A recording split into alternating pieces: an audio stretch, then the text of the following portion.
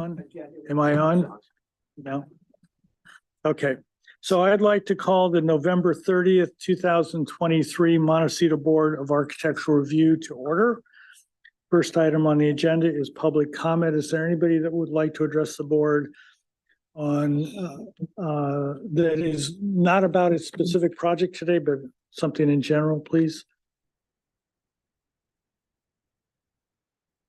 There are no hands raised. Okay, thank you. Agenda status report. We do have one change to today's agenda. The applicant for item number 3 has requested a continuance to December 14th, and I have been reassured that it actually will be heard on that day. On which day? 14th, Okay. 2 weeks from now. Yeah. Is there a motion to that effect, please? Is there a second? Is your mic on? All those in favor? Aye. All those opposed? Okay, so members' informational briefing. Did anybody do anything or go anywhere, please? Yes. I went out to the, I'm not sure what item it is, but it's 2500 East Valley, and the applicants for that project kind of showed me the essence of what they were proposing. And so I got a good look at the site and what potential impacts, if any, there would be. Excellent. Thank you. Anybody else? No. Okay. I have an interesting conversation. I'm not sure if now's the appropriate time. My tenant is in a condo I own downtown is Hillary Hauser. Yeah. And she is strongly opposed to an underground parking facility of any kind at the Miramar project. Or for he owns a pollution piece of problems. property and one of the tenants. He's talking about one of the tenants. Okay, and She runs Heal the Ocean. okay, You mean Hillary Hauser. Seen that? okay, and you want something? and She is strongly opposed and will be at the next meeting with that view. I don't know. That's what I'm saying. I wasn't sure if it was the should he contact appropriate county time. council Um, to see if he should Underground. recuse or anything like that.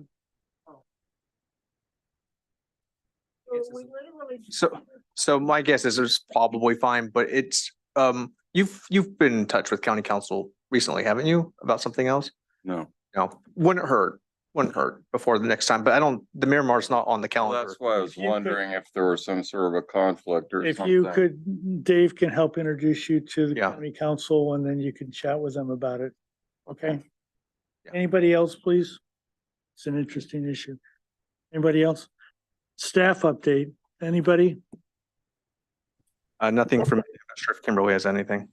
Nothing for me either, thank you. Good. And now we have a discussion item today about when our site visits should be, when we do have them. Rob is not close, does not live close in, and was asking that we have them later.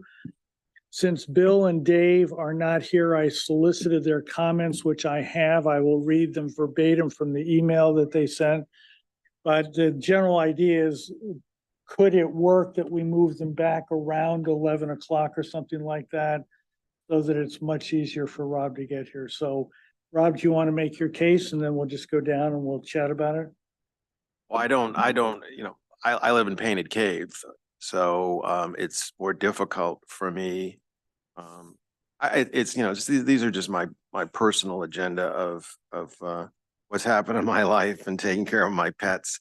So it's just more difficult for me to get down to early meetings. Once I leave that hill, it's basically a 1 hour round trip. So, but I don't want to be the one that, if the majority is opposed to it, then, I'll make do, Okay, my best to be. let's hear how we do feel, Rob.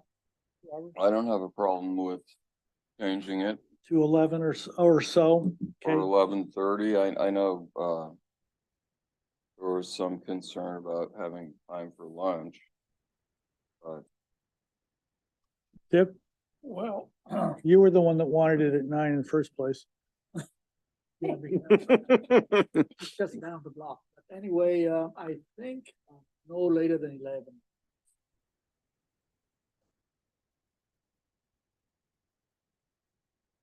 I think no later than 11 because ideally I like to be done before 11:30. Okay, but you think it would be okay? Oh, yes, definitely. And Claire, not here, so- you're not here. Okay, Nothing to say. so let me read Dave's comment. My concern is that there will be enough time between the site visit and the meeting for members to drive back to Santa Barbara and get lunch. My memory from when we held the site visits prior to the meeting is that the site visits often ran long. And then there was not adequate time to get lunch before the meeting. The site meeting schedule needs to take into account the number of site visits, travel time back to SB, and time for us to get lunch. Maybe this will help the members be more efficient during the site visits. That's Dave. Bill's comment is, I will do what is best for all. My vote would be to keep them at 9.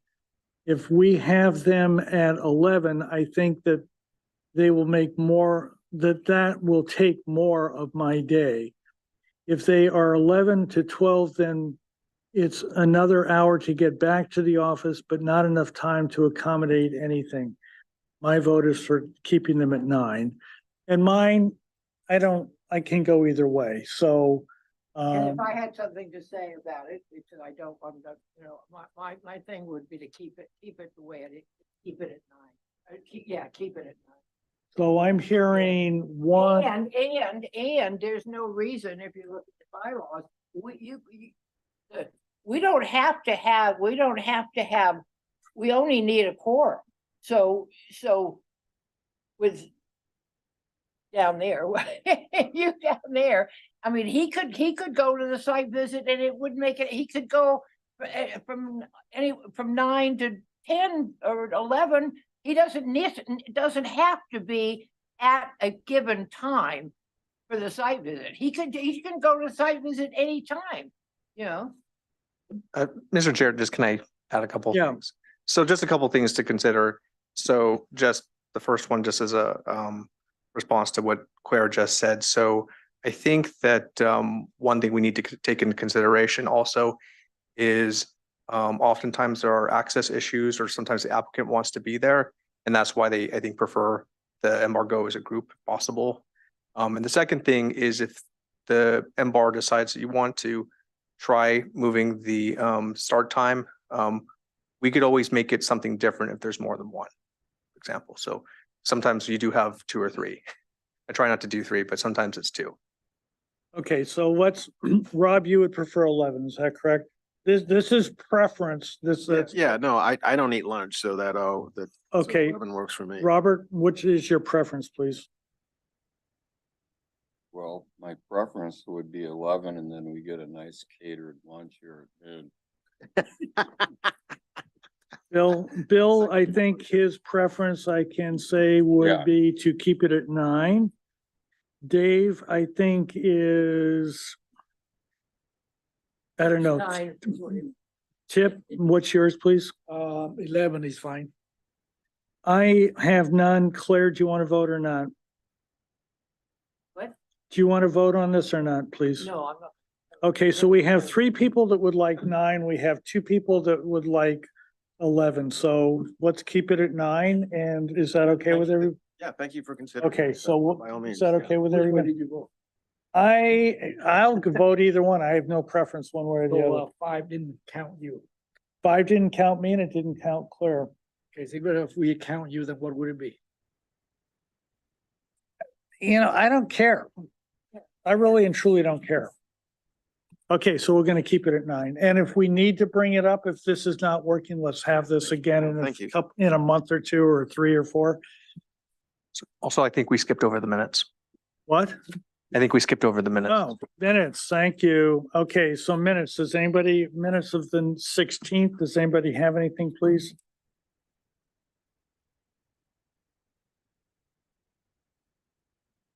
Okay, so item, Roman numeral 4. The last line, option to move the start time for MBAR from 9, not 8. I want to make sure it's clear that I abstained in item number 5. John Watson did. I abstained from the discussion because of a conflict I have there. Okay, on item number 7, comment number 3, demonstrate that exterior lighting fixtures will be in compliance with, and then I think we ought to add the dark sky compliant shielding requirements. And that is all I have. So is there a motion for approval as amended? I'll move for approval as amended. I'll second that. Any further discussion, please? All those in favor? Aye. All those opposed? Okay, item number 1. Thank you for pointing that out, David. 6651 Crespi Lane. The applicant is here. So I'd like to read, is your architect or designer here as well? I'm Okay. online, if you can hear me. Thank you. So the comments we had from the last meeting, correct FAR worksheet. Note lot size is in acres, depict footprint of structures on adjacent properties, accurately depict grading on elevations. Detached garage must be a minimum of 10 feet from adjacent structure. Consider attaching garage and or relocating structure further from the south, closer to Juan Crespi. Depict existing perimeter landscaping, return with detailed and accurate plans. So who is on for us, please? Douglas, are you here? I am. Can you hear me okay? Yeah, thank you. Floor is Yeah. yours. So most of those items were addressed. I don't know if you want me to go where each one of them is indicated. I think the biggest difference is that the owners of the property did not want to attach the structure or the garage to the house. So that's so we presented it as a detached garage. Other than that, I'm glad to show you where any of those other items are addressed if you need to know where they're at. Do you have any site photos that we have? Yeah, We have the public comment letter that's concerned about visual intrusion and things like that. So could you go over your site photos, please? so maybe the easiest one to start with is the page NC, which is the second one on the drawings. And that kind of gives you an overhead view.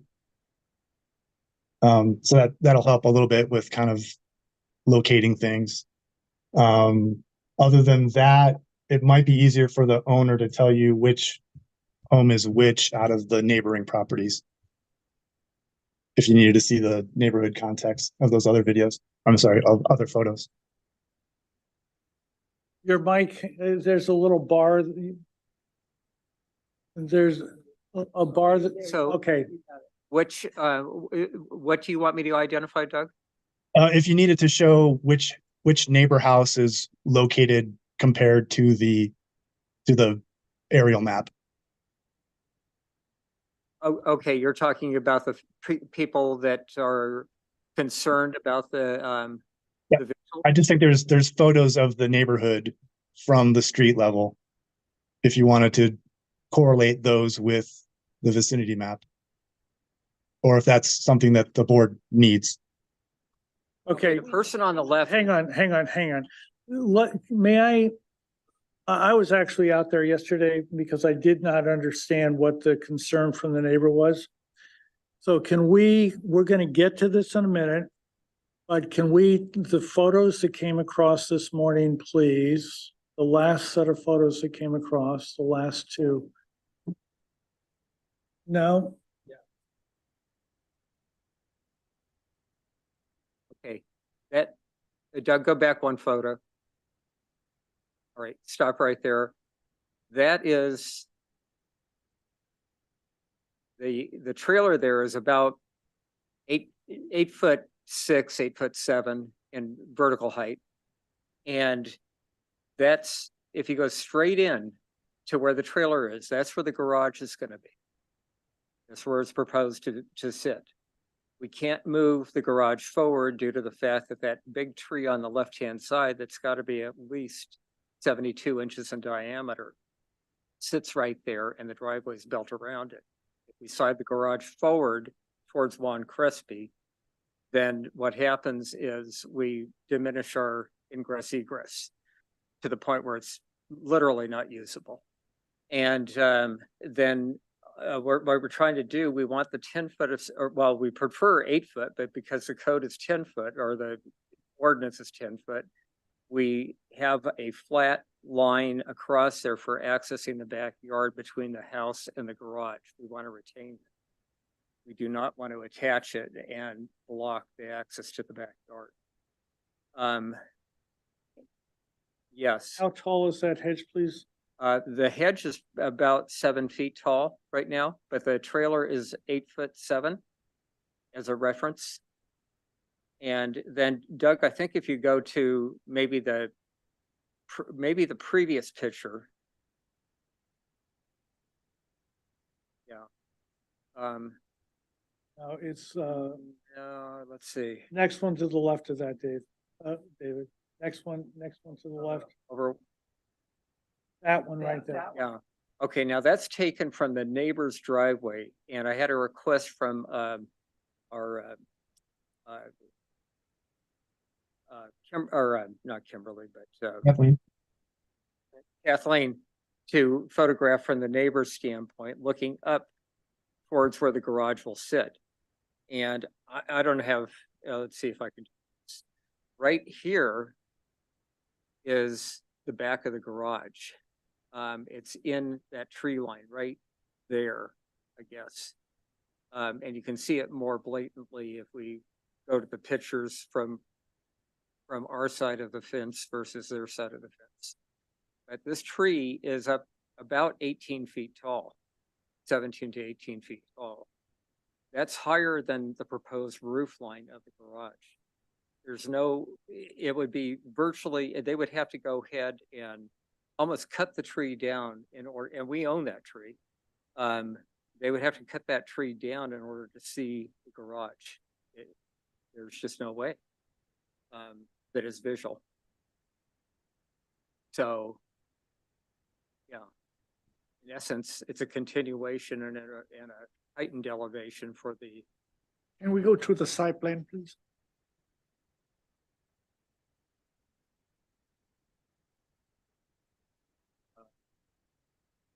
You get to, I don't know who has control of the photos, but.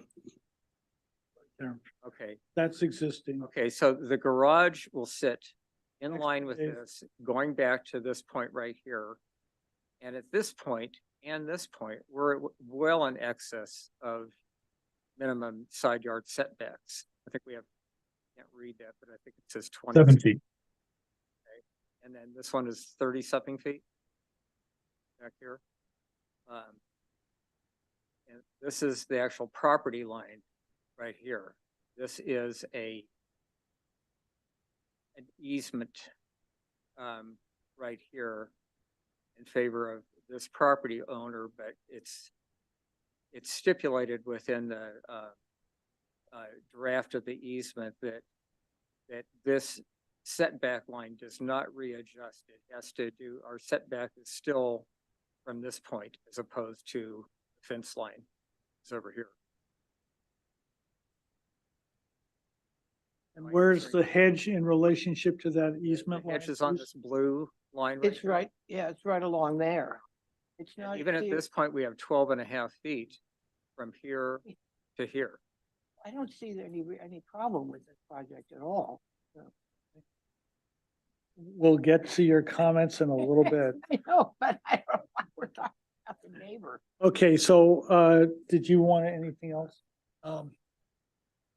Where is the house on the left The house on the left, on that? well, actually, the house on the left. Is it in Touches. the easement or with, is yeah, that outside the it easement? goes into the easement. That's what I thought. Yeah, So the- it's like maybe a foot in on this corner right here. Or actually, it's right there. I'm sorry, in the front. I think if you go to that site plan that we were looking. If you go, yeah, Yeah, if you or go- even look the at the- site photo, that original one where we could, yeah, see, it's like right there. You see that red that they just, Felt- the roof clips the property line, And that is a property line for, For us, their property. red line is our property line. What's the grade change There is no grade change. between the two Yeah, there properties? It looks is. like, between looks the like, two looks like properties. your Oh, property's higher. Yeah, I didn't know what grade change you were referencing, but it's, the grade change is probably about, I'd say about 6 feet to 8 feet. which one's higher? Oh, we're higher. You can see the grade lines on sheet A1N. You have a PDF number? Oh, okay, there you go. Yeah, this is a surveyor. 281 versus 297.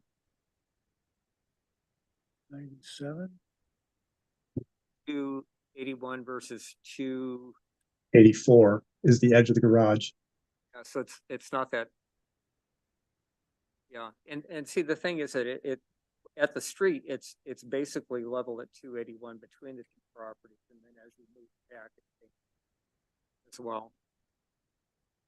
You can also see the grade differential on sheet A6, which is the last page of the PDF.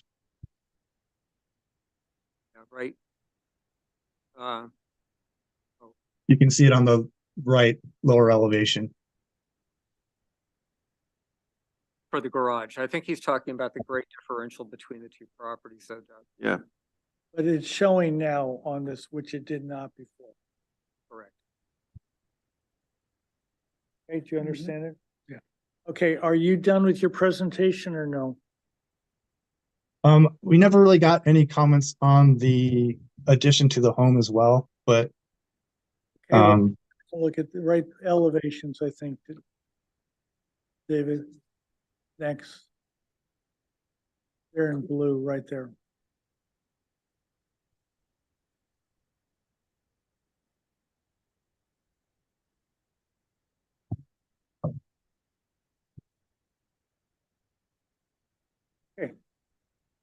Are you done now?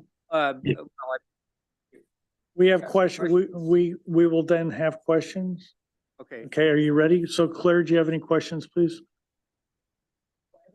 Yes. No, I do not. Chip, questions?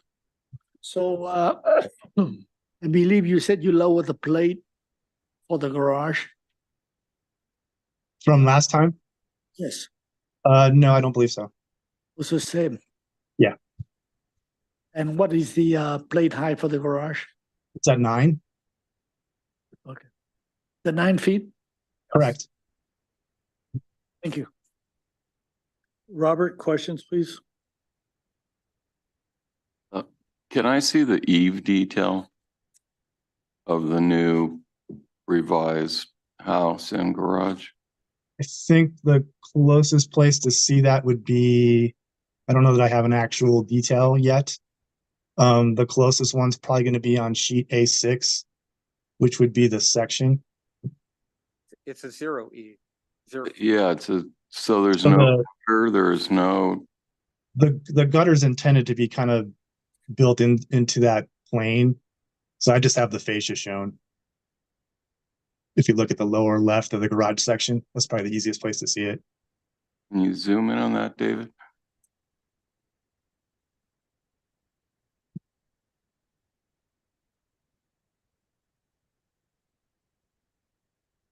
It's not on for final today. Right, okay, no more questions. Rob, questions? Wasn't there a discussion about the landscape? Request for some more landscape information or? No. Did I miss? Yeah, there was, and we haven't gotten it yet, but what we did get was photographs showing the extent of the existing landscaping that's out there. The biggest thing with that item is there's no intention to change what is there. And I will point out to you too, Rob, that the garage is going to occupy an area that is not even landscape. It's just gravel and a couple of agaves. That's it. There's nothing there. And you can see that in the aerial. If Doug goes back. Are you done then, Rob? Yeah, no. fine. And I have no questions. We do have a public comment letter though, please. This is from the neighbor to the west where we were just talking. Please forward these comments to the members of the MBAR. Okay, so garage, as currently proposed, the garage raises privacy concerns and negative visual impacts. The Judson's neighboring property is approximately 12 feet below the elevation of the garage location. The Judson support the MBAR's current recommendation requests that the garage be relocated so as to be attached to the home using the existing driveway pad. This mitigates some of the privacy and view issues. At a minimum, we would like the MBAR to encourage screening such as landscaping on the western side of the proposed garage in order to reduce visual impacts and privacy concerns, and elimination or reduction of windows on the western elevation of the garage to reduce privacy concerns. Please note that we appreciate the added drainage feature. However, directing added runoff to the rear of the subject property only increases the amount and velocity of water to the Judson's neighboring property due to existing conditions, channelized concrete line V-ditch, and thus does not adequately address our concerns.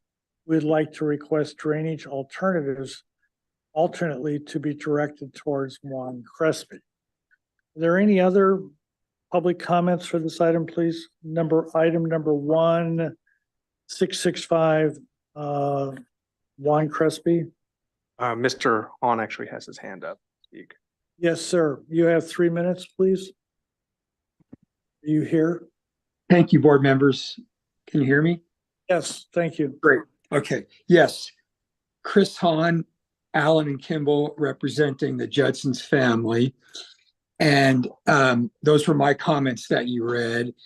And just in response to the discussion that we've had here today, I would like to point out that the Judson's family's concerns about privacy and views are from their backyard. And the photo that was referenced isn't taken from there and doesn't show those impacts. If you're in the Judson's backyard, well, better way to say it would be where the garage as proposed will look right down onto the Judson's backyard. So saying the opposite way, if you're in the Judson's backyard, the garage will be in your view and your privacy will be impeded. So, and just to point out a few things, so the photo doesn't show that. The hedge going across there isn't full enough to minimize those impacts. And all we're asking, quite simply is just, first of all, if the windows just on that side could be reduced or eliminated, that would take care of the privacy concern mostly.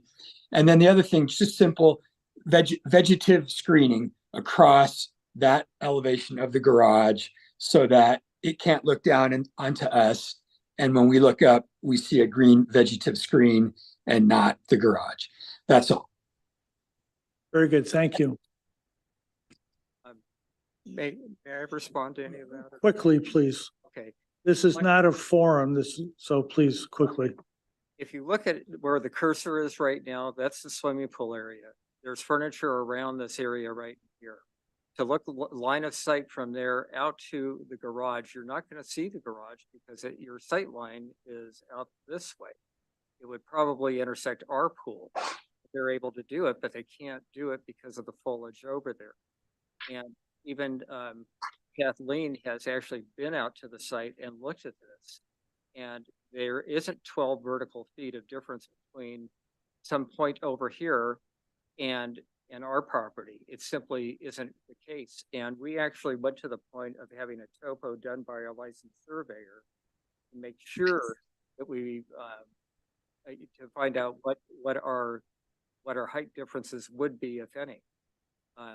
And then also this back south edge or south line of the, or north line, I'm sorry, of the garage intersects that one tree. There's no way that you can see over here. We would have to have the garage back here, another 6 to 10 feet back for them to glimpse anything. So those allegations are completely false. Okay, thank you. We already have a continuous hedge and tree line that would obstruct this. And you can see that if you go back to the photo I took this morning from the Judson's driveway, looking up towards where the trailer is. And the trailer actually extends probably 6 feet beyond the back of the garage that's proposed. Okay, thank you.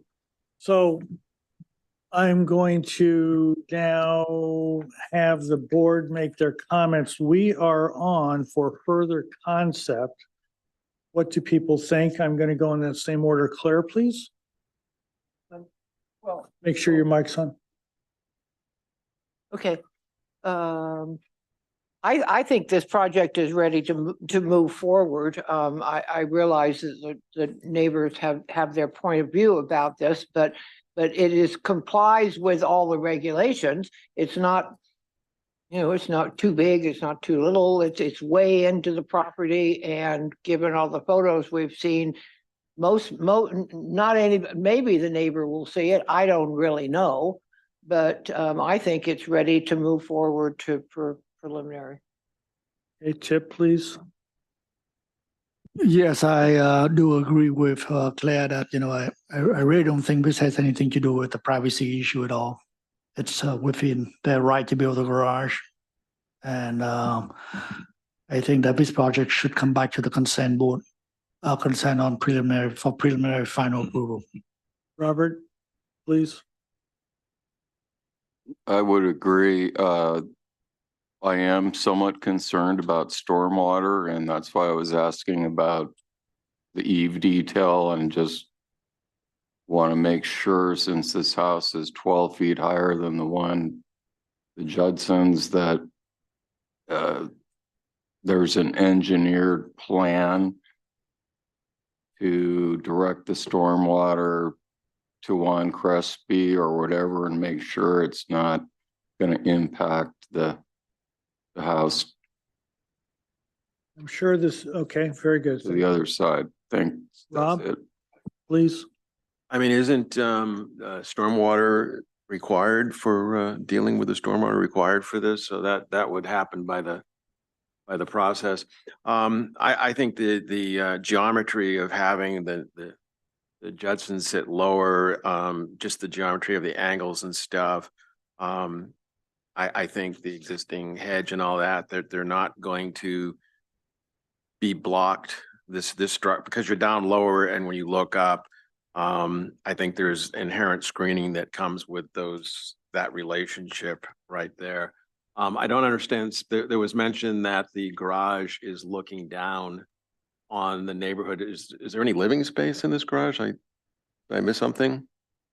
There's no living space. No. Okay, so I don't see that really being a pertinent issue, but I do think that there will be in any construction project that there are some collateral damage and some things with the landscape, and the landscape could be improved upon with in and around this structure, and so some additional screening to help the neighbors' concerns, I think would be valuable with some of that. But I would support this project and agree with the other members that I think it could move on. Mr. Chair, when appropriate, the project kind of has to. Yeah, is it Kathleen? Yeah, hi, good afternoon, Kathleen here. I just wanted to comment regarding the stormwater plan. The project itself does not trigger a tier 1 stormwater requirement because it replaces creates and replaces less than 2,500 square feet of impervious surface. So from the zoning aspect, we would not require a stormwater plan.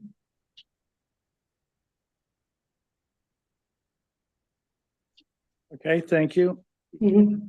And my comment is, we had specifically asked for a depiction of the perimeter landscaping, which had we had that on a plan to show precisely where it started, where it ended, and the approximate height of it, would exactly and completely disclose whether or not the neighbor's point is well taken, or whether or not the applicant's point is well taken. And I am sorry that when we do request things like that, that they're not followed. There are, we've been doing this a long time. We know how to get this stuff figured out. So I think that the neighbor may have a point, and I think that it would be a courtesy to make sure that that hedge, and probably from both parties, would enjoy having that hedge. And I'd like to see that depicted on the plans to ensure that there is privacy between the two properties. Do other members of the board agree with that requirement or not? The way to do that is that if they take the areas that they spend, if neighbors spend the most time, where are we getting that feedback in? Where they spend their most time, and they could do some kind of photo send or something as to how the mountain view plays into that. And so with the process like that, if there's some blockage by this new garage, then that would reveal itself with a photo send from the deck. Fortunately, your mic is not working. I have no idea what you just said. Okay, so no, it's doing the same thing. And turn that mic off.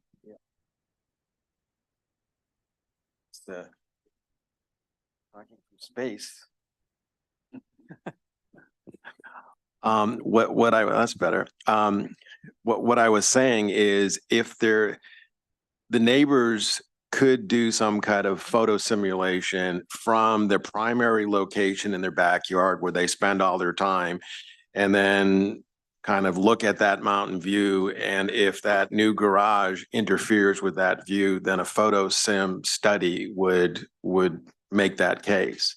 I don't think I don't think that'll happen, but that's one way to kind of prove or disprove that. So I agree with you, John, that a little more information in terms of the landscaping and some of those pieces would have been helpful too, if well, was one way or the other. But if I may, the landscaping, I think you're missing the point here, though, Rob, is that the landscaping is already there. And if you go back to that. Okay, sir, Excuse me.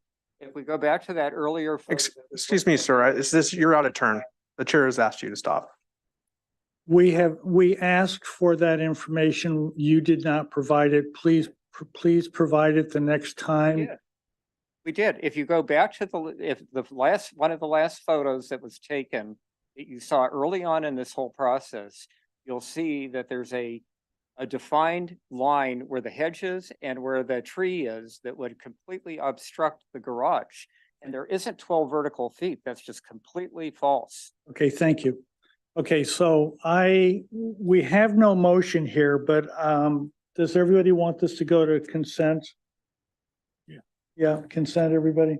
Okay, so I'm hoping Rob will join me since Claire is stepping down, not this meeting, but beginning of the year. And I would like to see on the site plan an accurate description of the length of the hedge and the height of the hedge along that entire easement line. Where does it start? Where does it stop? And then hopefully Rob and I will be able to make some assessments about whether or not your point of view is correct or whether or not the neighbor's is. So, and then at that point, it should be on for preliminary and final, and we will figure out what's going on at that point. Can I ask a quick question? Yes, Doug, please, very quick. Yeah, super quick. If for some reason the owner decided to remove the windows on the west side, would that mitigate or reduce the need for the hedge? You already have the head. I'm just asking a quick question. That's all. Yeah, just please provide us the plans. This should be easier than it is. So if your plans were as complete as we normally see, we would be able to assess this right now. So please provide us with complete plans and photos, which you did. And if the neighbor wants to provide additional photos, that's fine too. But I want to thank you all for coming today, and we're on to item number 2 now, please.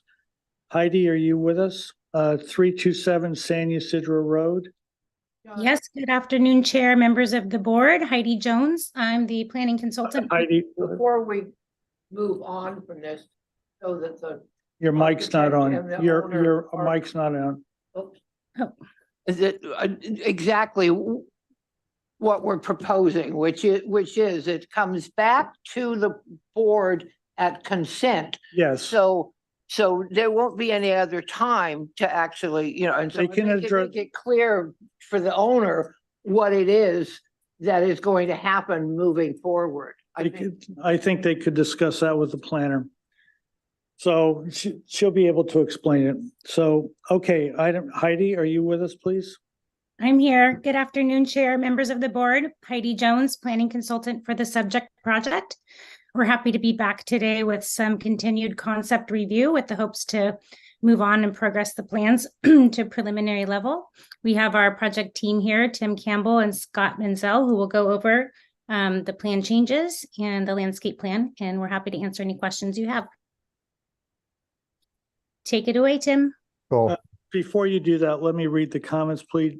Sure. You remember this is a flag lot deeply back in away from the street.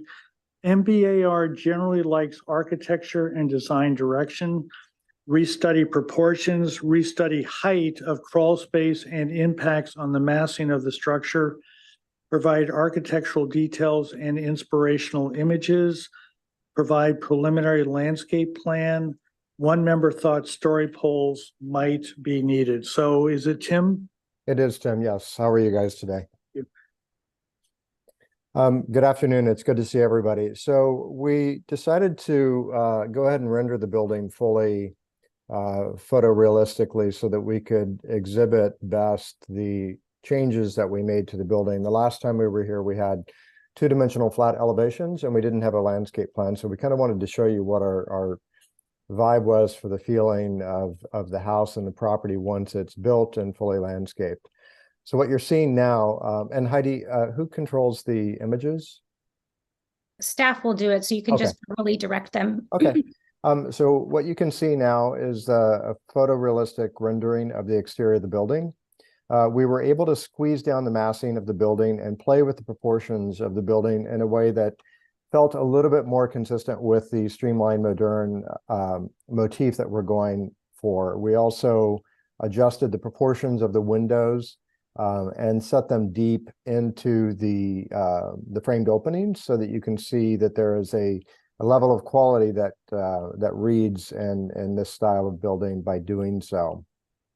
We also articulated the banding detail around the top of the building.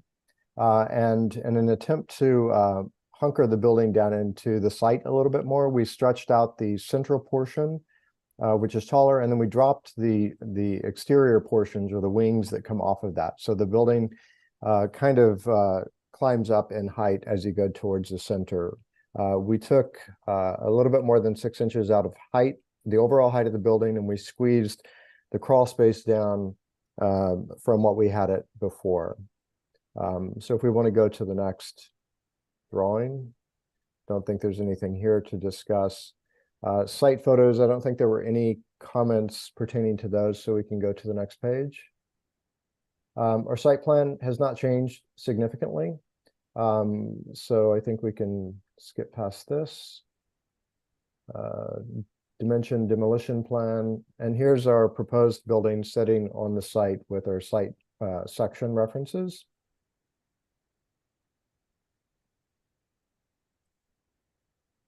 Progressing to the next image. Our building sections outlining where we were able to cut some space out of the crawl space, as well as take some height off of the building. We're still well below the maximum height. And I'd like to point out that the reason we are trying to use a decent sized crawl space is that we'd like to locate all the mechanical systems underneath the house as opposed to putting things on the roof because that's quite unsightly. So we've still maintained a bit of a crawl space, but smaller than what we had before.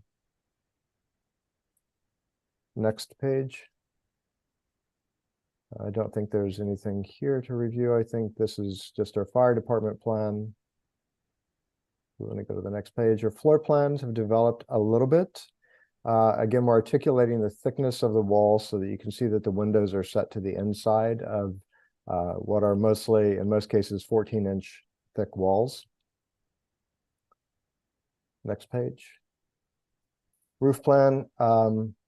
Here we're illustrating how we've modulated the height of the different volumes of the house and taken the center portion, stretched it out horizontally, and then have all of the other portions stepping down from that so that the building is a little bit more hunkered down. That was one of the concerns with the building. Next page. Exterior elevations. Here you can see we have detailed the banding across the top center portion and then articulated that in a way that it simplifies as it starts to progress down the outside of the building. Our materials are shown on the right. Our dark sky lighting is shown on the right. The paint color for the exterior of the building is shown on the right as well. Next slide. More exterior elevations, same commentary as the other page. Next page. Building sections, again, showing the modulation of building height as we move through the structure. And then I think our next should be our landscape. More sections. This is the as-built plan of the existing cabana structure that is on the site. Next page. As-built elevations of the existing cabana to remain. Next page. And our preliminary landscape plan, which is now fully developed, and I will let Scott take the mic from here. And I don't think we can hear you, Scott. Scott? Scott, we can't hear you. I think I'm having some technical issues. We can hear you now. Oh, you can hear me? Yeah. Excellent. Sorry about that. I'm Scott Menzel, the landscape architect. I know you guys have seen this project once before. I'll give you a really quick lay of the land. Off the northwest corner of the house, there's an existing pool and pool deck, which we are removing. West of the house, an existing lawn, which we are retaining. And then west of that, the property slopes down into a ravine. So not much change occurs on the west side of the property. Off the northeast and east of the house, there's an existing stacked stone wall. We're going to replace those retaining walls with plastered walls. The existing walls are about 3 feet tall. West of the garage, the new wall varies from about 4 feet at the north to 4 feet 9 at the south. That's because we're cutting into an existing slope a little bit more. That's due east of the proposed garage. We are removing a total of 6 trees. On the south side of the house, there's a relatively small liquid amber and eastern redbud tree. East of the garage, there are 2 relatively small Peruvian peppers. And then west of the house, there are 2 platanus. They're fairly large. One is 18 inches, the other is 22 inches. We have a report from an arborist report from Duke McPherson, and he's identified those 2 trees as hybrids between the native Western sycamore and the London plane. So he's sort of devaluing them and proposing that mitigation not be required for the removal of those trees or any of the other non-natives that we're removing.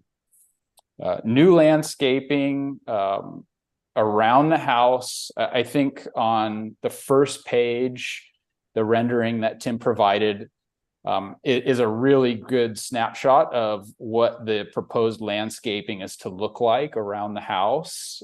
It consists of these amorphous shaped shrubs and gravel pathways. I think those plantings really help ground the house into the landscape. And then we are proposing 7 new trees, 2 on the south side of the house, 3 on the slope to the east, and then a couple new trees along the southern property line. And then we are also proposing all new perimeter screening. And I've proposed either bay or Carolina cherry for the screening there. And that concludes my portion. There is a plant palette. If we go down a couple more pages, you'll see a palette of the proposed plantings, predominantly drought tolerant. Photos are on the next page. And that's it for my presentation. So Tim, are you also done, please? I am, yes. Thank you very much. I appreciate your time. So we have seen this before. Chip, you had raised a concern about the height. Do you want to start the questioning, please? Yes, can I, Your mic. can I see the front elevation again? Section. At the front one. And, One more sheet, please. oh, not phase one. Next page up. There you go. You zoom in for me at the front door. The top one right there.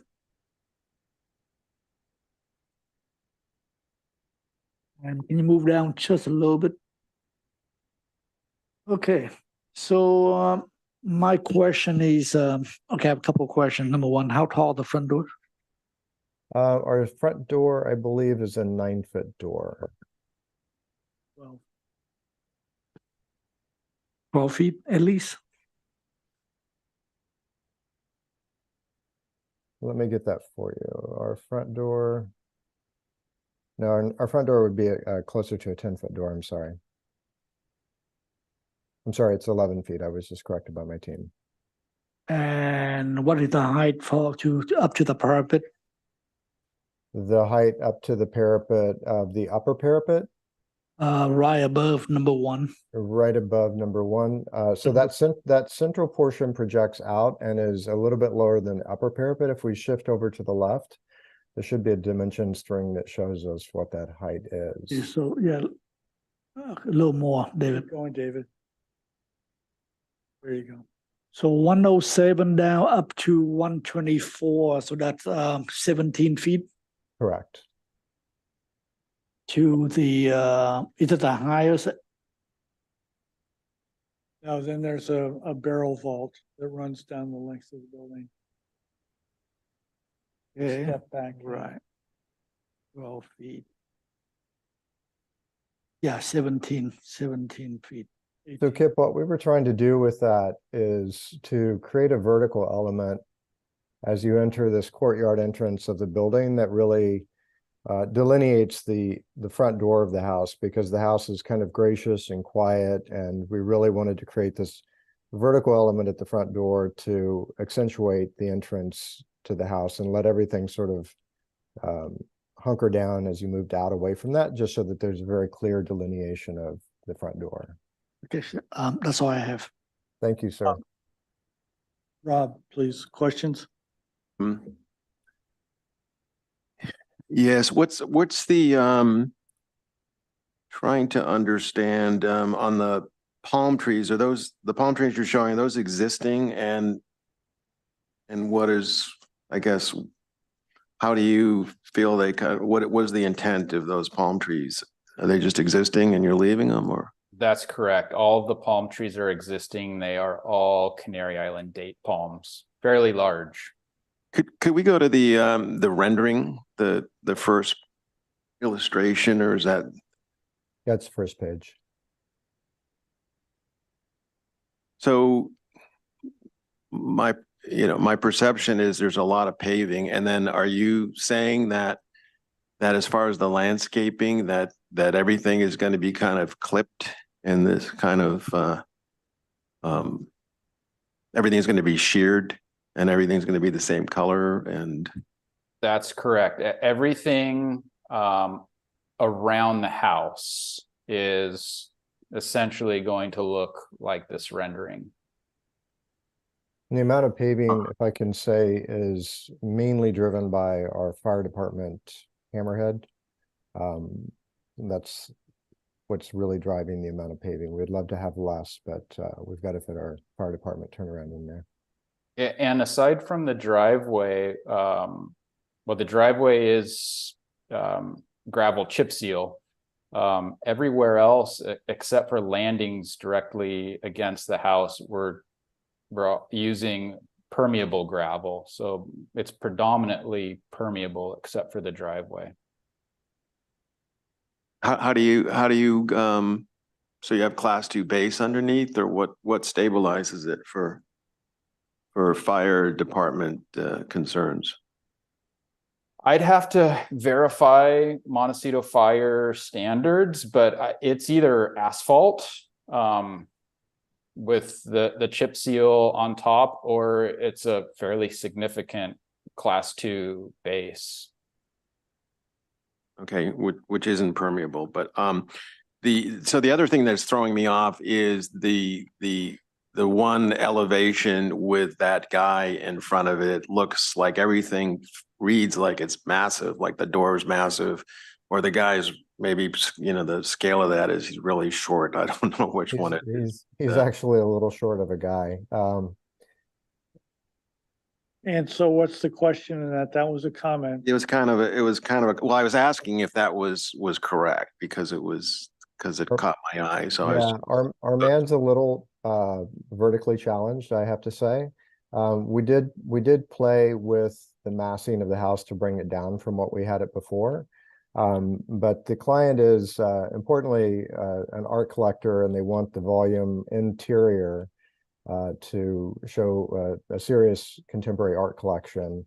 And so we've adjusted the massing as much as we feel we're comfortable with in order to let the house feel a little bit more hunkered down than we had it before. It was a lot more vertical before, and we've tried to stretch it out and lay it down a little bit. All right, thank you. Thank you. Robert, please, questions? Okay, so the lower wings are about 17, 18, and the middle higher part is what, about 24? 22. 22.5. No more questions. Claire, questions, please? And I don't have any questions either. Public comment, is there anybody that would like to address the board on item number 327, San Ysidro Road, please? I have not received any requests to speak on this item. Okay, comments. This is the second time we've seen this project, I believe, yes, and we are on for further concept. Tip, please. Yes, by the way, thank you for the photorealistic rendering. I think it did help a lot. Thank you. See the project in context. I just can't seem to have a full understanding of the scale of the building.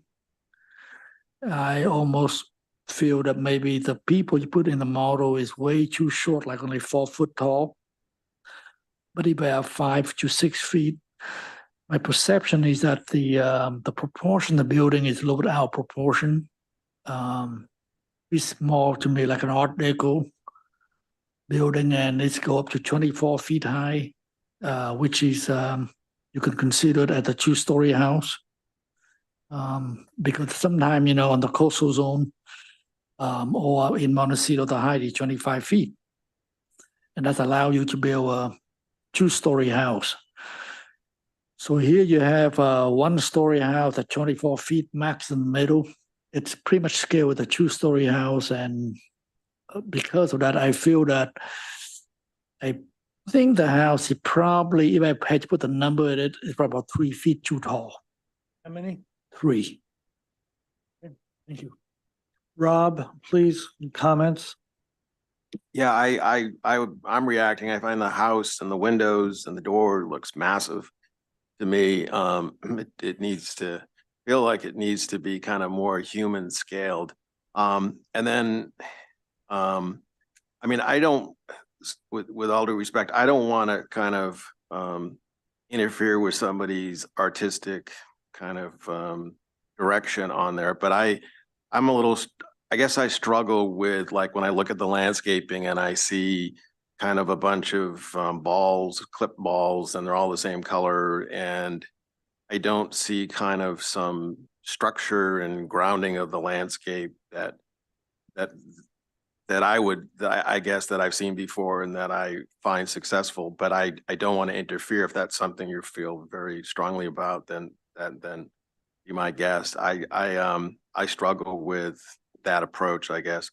And I do think it reads like, I don't think that rendering helps you, I guess. I see that rendering and I just see like way too much paving, and then I see these kind of clipped balls for landscaping. And so it doesn't quite work for me. But that's just me, I guess. So like I said, I don't want to get in your way on that. But the only other thing that I would I guess look at that struck my eye was the pool cabana style and the rest of the house don't seem to be compatible. So Existing versus proposed. right. So I don't know whether it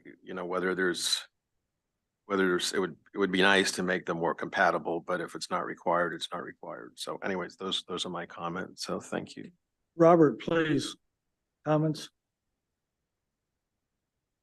Can you just remind me, what are the ceiling heights in the main portion of the home? 12? Between 12 and 14 feet. Yeah.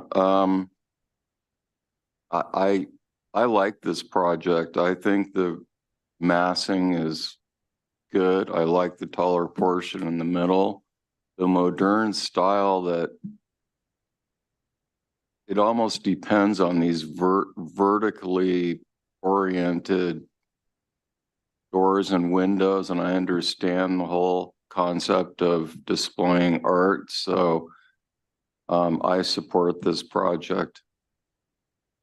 Claire, please, comments? Mike? I don't have any issues with what's been presented, and they've complied with the request that we made last time, and they've come back with different things, and it looks to me like it's ready to move on, you know. Thank you very much. I mean, we're all discussing about things that seems to be what everybody wants. You know? So, Are you done? yeah. Yes and no. I tend to fall in with Rob and Tip on the height of the structure. What you have, I suspect, obviously I don't know, I suspect that there are several fairly large pieces tall and that need important space to be presented properly. But I don't know this, but I strongly suspect that that's only a portion of the collection, not the whole collection. And that what you're basically doing is saying, let me have a 2-story volume house using an FAR that's only looking at the ground floor, you know, the floor area. When I'm the only member remaining of the two that really dug into the FAR back in the 1990s when this was being discussed. And we chatted about a volumetric restraint as opposed to a floor area restraint. And that was way before computers and doing 3D models and all that was relatively easy. So we concluded that we were forced into a 2-dimensional solution, but that really anticipated lower ceiling heights than this. So the comment that came over last meeting was about maybe this needs story poles. That's really what it was about the volume of the house. And I'm wondering if it would be possible to understand your collection, your art collection better, and have that in areas of the house, but not have the entire house be, in essence, a museum, a tall commercial museum sitting out here in the middle of Montecito. So I don't know if you can do anything about that. I think that what you've done is very nice, but it seems awfully large. So those are my comments. May I add one more comment? Yes, please. Yeah, back to the story poles, because, you know, this is one of the projects that I really can't seem to have a full understanding of the scale of the project, and because just because the volume, the 24 feet high in the middle, and maybe story poles might be a good way to really see how it fit on site. Because if this was a 2-story house, we would have definitely asked for a story pole. And if it was a 2-story, that's correct. And if it was a 2-story house, the footprint would have to be significantly smaller. Right, because the FAR is double. Right, so board members, what do you think? Story, Chair Watson, can I ask a quick question, please? yes, please, go ahead, Heidi. Yeah, you know, we always want to try to make forward progress, and we hear your comments, and I think we understand them. Hoping maybe the board will entertain to move us along with comments to study the massing and the height. We're happy to entertain and discuss story polling it, but to move on to the next step for preliminary. Okay, thank you for the request. Let's see what the board wants to do. Is Thank it you. possible for me at all to speak again to some of the concerns? Very, very quick, Tim, please. Okay. So I appreciate all of your concerns, and as to the massing of the house, we studied a much lower house, and the reality with what happens with this, and part of what was said before with the concern about the details, is that these streamlined modern houses, if they're not done properly, these buildings aren't done properly, they can appear really inexpensive and sort of cheap. And the massing is really critical to that, and the scale is very critical to that. And while I appreciate and understand the issue with FAR and being over, you know, how we are penalized in every other jurisdiction for ceiling heights over 14 feet, we have to count the FAR twice. In this case, we're not, according to current codes, and so we're not really breaking any rules by doing that. And the art collection is extremely important to the client. And I don't think it's fair to restrict them to only having art in a certain part of their house. That seems rather invasive. So if there is any way we could consider moving to the next step, we've tried to, and will continue to work assertively with you towards addressing your concerns. But the client is, you know, money is very expensive right now because interest rates are crazy. And the client is just frankly concerned. We felt like we had a pretty good project the last go, and we're getting a little bit more pushback here than we expected. And it seems a little like we'd like some more forward movement with this. We hear your comments. We appreciate and respect it. We also think we have a very beautiful house here that's atypical for a lot of what's being built today. This will be an expensive house to build. It's not visible from the street or anybody else's property. And so we feel like we're giving you a pretty amazing house for a new structure. Okay, thank you. Thank you. Okay, so let's, story polls. You know what? I definitely like to see a story poles, because I think maybe by seeing the story poles, you know, visually it might be acceptable. Is it really not visible from any neighboring properties or the street? It's definitely not visible from the street, and it is because it's a flag lot. The landscaping around the perimeter of the building all sets up higher on the north and west sides, north and east sides, and also the south side. So generally, I would say no. And we have a 2-story building on the property now, and we're lower than that by a fair amount. Okay, I don't think it's necessary. Okay, so story polls no. Rob? We understand the risk of moving to the next level. Thank you. Okay, thank you. Tim, Rob? Yeah, I'm okay without the story polls, given some of the other comments. Okay, and Claire? Yeah, I don't see any reason to have story polls. I mean. Okay, you know, so it sounds like you. Complies with everything. This building complies, you know, with what our job is, and we're now going and going, oh, well, we don't like the height of the building, but it's already it's a 1 story. You know, so I don't know, see why we're worried about this centerpiece of the building, you know, when that's what the applicant wants to have. That's not our job, you know? You're okay with that or not? I am tending to probably vote no, because I think it's too big of a building. And the story poles might help resolve my vote. Well, that's how I see it. In a way, I do like the building, and I just feel like proportionally, it just, as I said, it's a little too tall. And so I would like to, it's my comment is that I like to see the building probably, maybe around the building, not the middle portion. Bring it down. The middle, I could see that to be a little taller if you like to make it a, grand, beautiful space. But surrounding, maybe bring it from 17 down to 15 feet proportionally to bring the scale more in check with the site. I think I can do 16 feet for sure. 15 is going to squeeze my interior spaces a tiny bit. So love to be able to do that for you and give you 16. Members of the board, should this come back for preliminary, or do we want to see it one more time at concept? It should come back for preliminary. Okay, I agree. Come back for preliminary. Rob? Yeah, I would support coming back for preliminary. Okay, so let's come back for preliminary the next time. You're okay with that?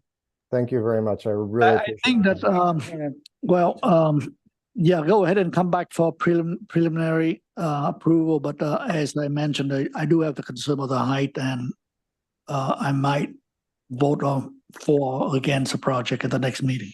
Thank you. Thank you. Mr. Chair, if I could just clarify, I get that I'm lost on whether site visit and or story polls is a requirement.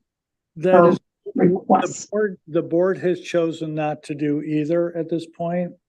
Thank you. Okay. And Tim, you made a comment, the proportions of this and that. Modern definitely is a style, but I'd like to push that back onto you. I think it's really the quality of the designer, not the quality of the vocabulary that enables it to be modern or not. And I suspect that with proper inspiration, you can find a way to lower good portions of this building and still have a remarkable structure. I appreciate your faith, and I will not disappoint you. Very good. We'll see you next time. Have a nice Christmas. Thank you. Okay, so item number 3 has been continued. Item number 4, 1510 Sinaloa Drive. Michael McGuire, are you here, please, or somebody else? You have to press the little bar so that you get a red face on it. There you go. Okay.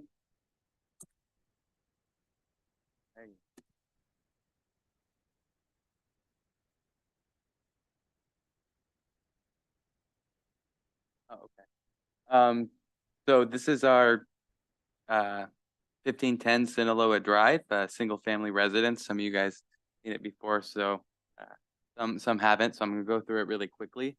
The basic idea of the project scope is we are adding a carport to the side of the existing garage as an addition.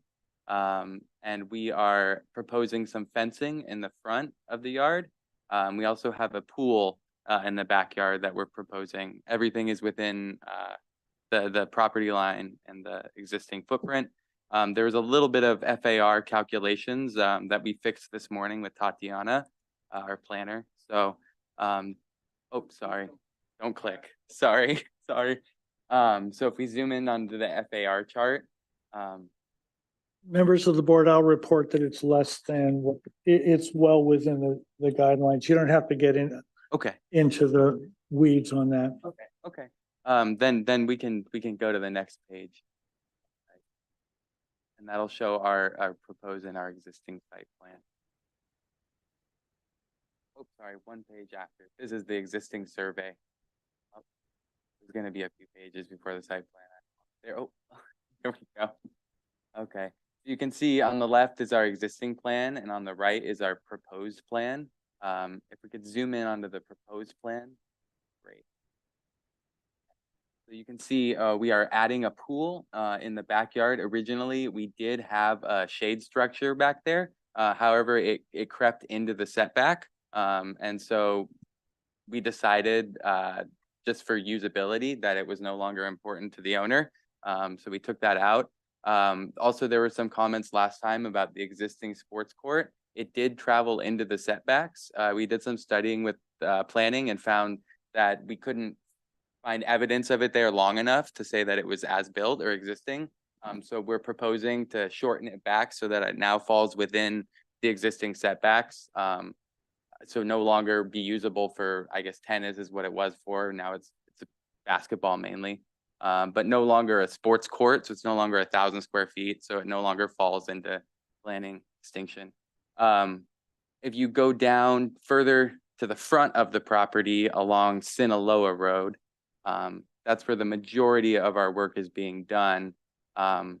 So before there was some comments on our fencing being too close. It was actually right up against where our property line is. And so you can see to the left where there are 2 new trees added, the fence does wrap around and is right inside the property line. So that is existing, that's already there. To the right side, we did have fencing lining up with that. We've decided to push that back almost 30 feet into the front yard. Sorry, I'm pointing when no one can see it. Yeah, you're like, what is he doing? Okay. So the new fence is no longer up here. We pushed it back here to allow a little bit more openness of the front yard. We also originally had some gravel drive that came all the way out to our setback. We pushed that all the way back in a response to layer some plantings along this existing hedge, knowing that our new carport is going to be up here. I'm sorry, over here. We have an existing a proposed pergola structure here. That was here last time as well. There's no change on that. So we can keep going.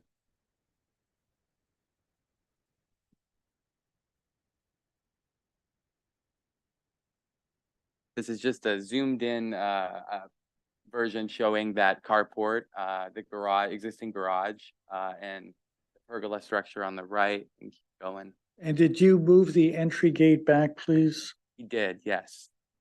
Where is it now located, please? So it is now located, you can zoom in right there.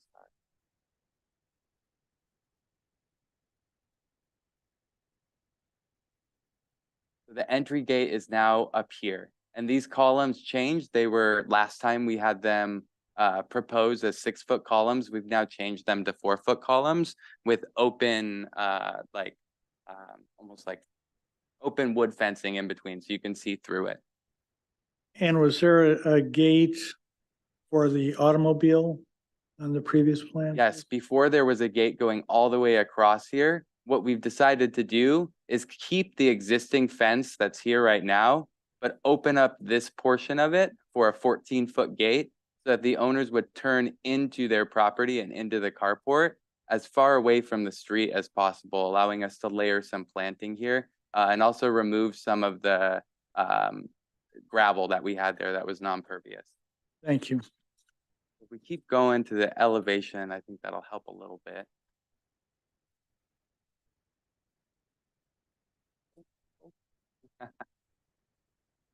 Okay, one more sheet, one more page, sorry. Okay, so if we look down here at this elevation, that is the front yard. Just want to zoom in real quick on that.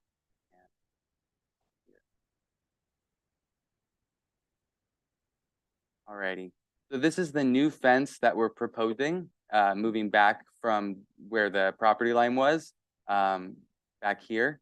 And again, it's 4 feet tall or 42 inches tall, and it's open in the middle with 46-inch tall columns. The pergola structure is back here. You can see here shaded by the existing oak that's currently there. And then you can see the carport over here where there's an existing wood fence that we're keeping. And we plan to plant 2 olive trees there to help disguise a little bit of the cars being parked in the carport. It is a little bit off the street. We want to preserve the niceness of the neighborhood and the curb appeal of the front yard. I think that was it as far as comments go from last round. And therefore, are you done, please? Yes. Okay, excellent. So,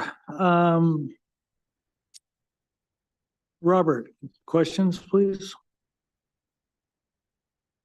No questions. Rob, questions, please? No questions. Tip, questions, please?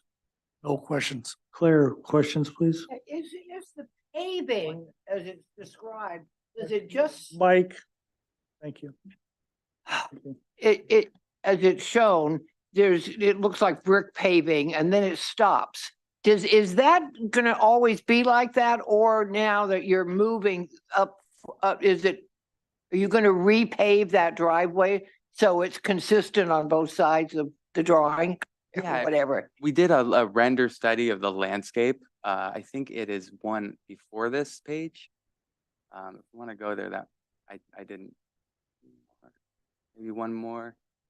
I mean, just driving along the There you go. road, if I was, Yeah, so if you it would be weird to have that break right yeah, there. we're gonna continue the existing paving Okay, up until the property line, and then we're gonna change it to gravel. So we're keeping all the public works and all of that stuff where it is.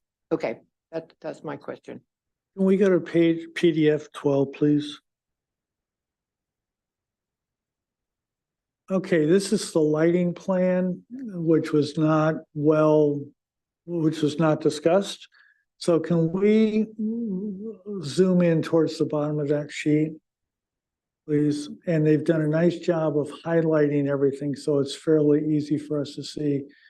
There are 2 tree lights, one right there at the front and then one farther back on the right-hand side.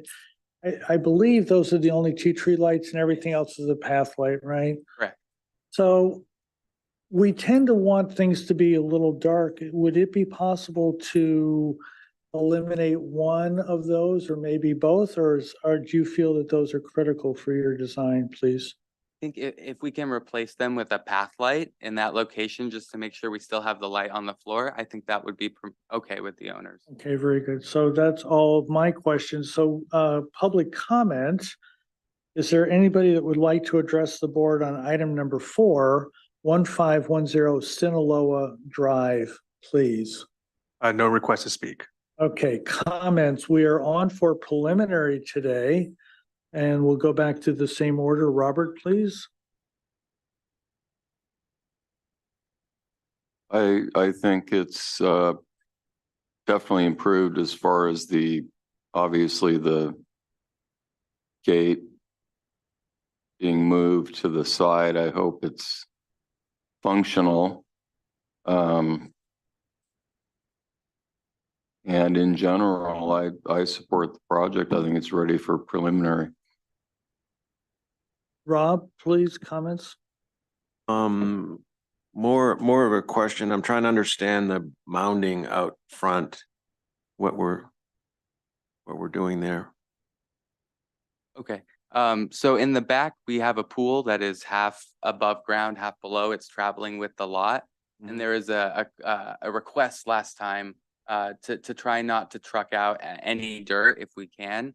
So that mounding was to take the rest of the cut from the pool and area in the back and try to spread it out in the lot in a visually appealing way.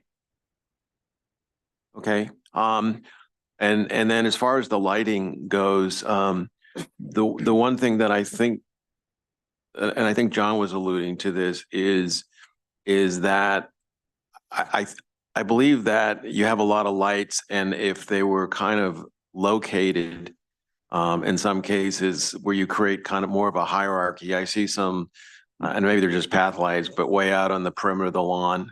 Oh, I'm sorry, that is a pathway out there. I didn't see that. Okay, all right, okay. All right, I'm good with that stuff. I don't have anything else to add to it, so. Okay, so Tip, please. Well, thank you for addressing all the comments from the last meeting, and I think by moving the gate, the fencing back, I think will be a much better project and fit into the neighborhood more cohesive. So I definitely support the project. Claire, please, comments? I appreciate the direction that you went and that you followed what we asked you to do. And I think this is, and I really like this what you did with the driveway and how you didn't got it off the street and out and around. So I think this is ready for preliminary approval with returning on consent for final.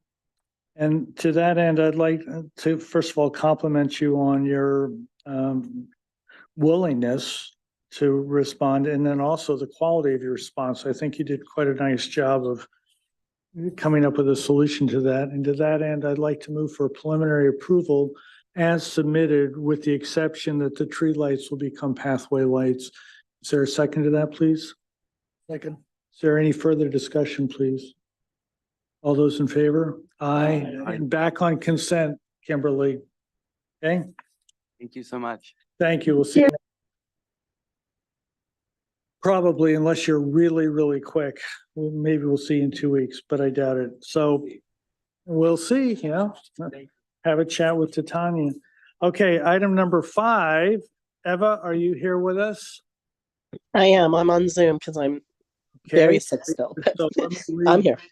So we actually have 2 projects at 2500 East Valley Road. This first one is the gatehouse, correct? Correct. This is the one right down on East Valley Drive. I'd like to read the comments, please. And we're on for both preliminary and final. MBAR appreciates response to previous comments regarding architecture. MBAR continues to have concerns regarding the proposed lighting, further reduce exterior lighting, reduce numbers, wattage, utilize downlights, provide foot candle analysis, consider creating direct access from the gate room to the driveway. So I think members of the board, I think we're okay to just look at the elevations and then look at the landscape plan with the lighting. Is that right? Or do we need to go over this more than that? So can I direct you just straight to the elevations, just so that we make sure we get that we're all good with it? We were last time, but Yeah, we do have a presentation. It starts with the lighting because that were the bulk of the comments, but we can fast forward through to get to the elevations first if you prefer. yeah, let's start with the elevations. I think that's Okay. straightforward. Go ahead. All All right, Katie. Yep. Thanks, Eva. So these are all the concept images that we shared before to get a simple but elegant structure inspired by the main residence designed by Reginald Johnson. So if you go to the material board. May I ask a favor, please? She has a mask on. She's obviously concerned about germs. Can everybody move away from her? And can you take your mask off so we can hear you? It's next to impossible through the mask. Okay. Okay. Or if you'd like to move somewhere else where there's a mic, we're happy to have you do that too. Thank you. Just while you're talking, we can't. Okay. Thank you. Not a problem. So this is the material board, which shows elements that you saw from the inspiration images that we took from the main residence. So again, we have brick in a painted Monterey white, which matches the main residence. We have the terry-tone green, which accents at the windows, which are all casement. We have pedestrian and garage doors that represent or take on some of the elements from the main residence. So you can see that image on next to the green color swatch. And then again, the roof is terracotta, again, to match main residence. We have a decorative chimney to conceal some exhaust. And again, that's more of a natural brick to blend in with the adjacent terracotta roof. And the only new thing that we've added on this sheet is the new door hardware that you can see on the lower right-hand side. And that is in a dark bronze color. Everybody good? Rob, you good? Okay. Thank you. Okay, so we get down to the lighting then.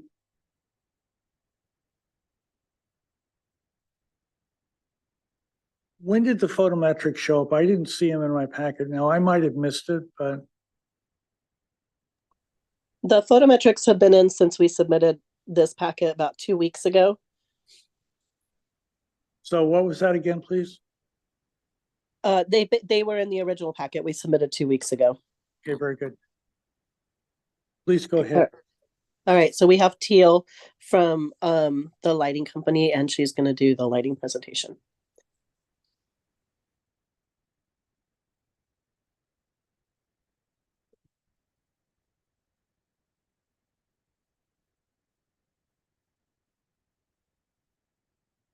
Is your red, it should be red. Now, Okay. now Now you can hear me? Okay, Yes, great. thank you.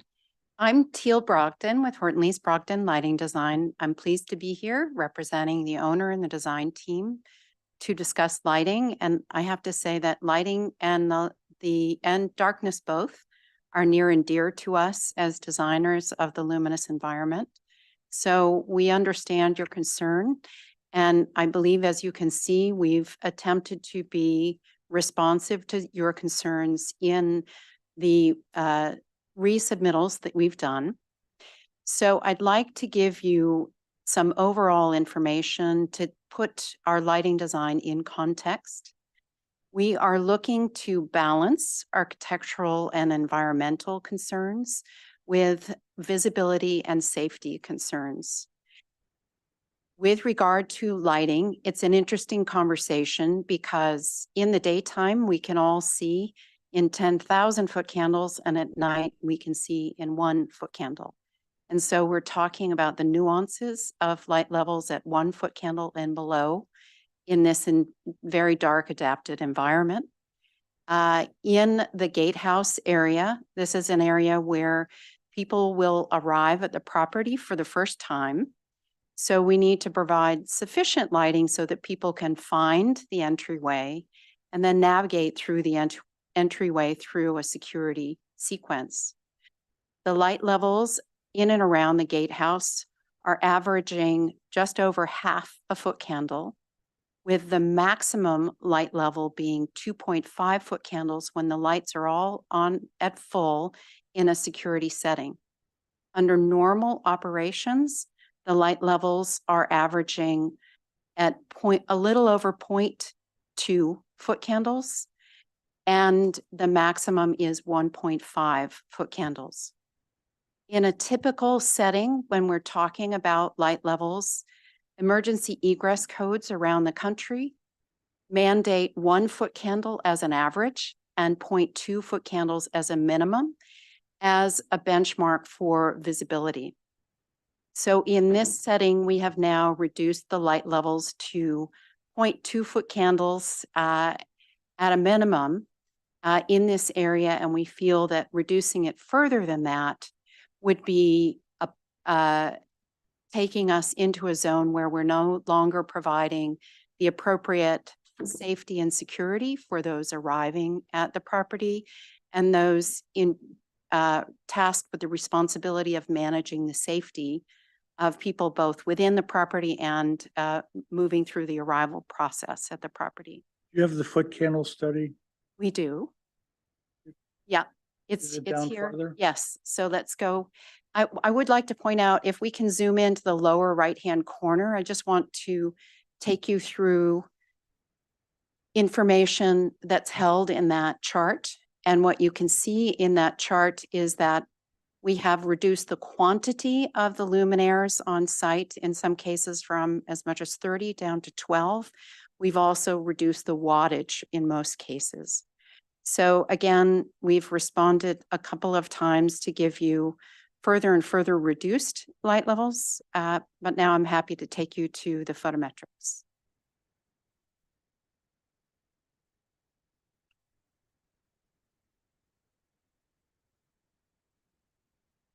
So what you see on the left-hand side is a render And on the right-hand side, numerics. And I appreciate that those numbers, unless you're up close, are hard to read as individual numbers. Again, at full output here, we're at 0.55 as an average and 2.5 in the area closest to the security inspection at the gatehouse. The next page is a calculation that has everything dimmed at 5%. If we can go to the next page. So here on the next page, we have everything in a setting that is essentially the normal operations. This is everything dimmed at 50%. And so here we get the average down to about 0.21 foot candles as an average, and the maximum is at 1.2 at the gatehouse. So I'll pause here to see if you have questions.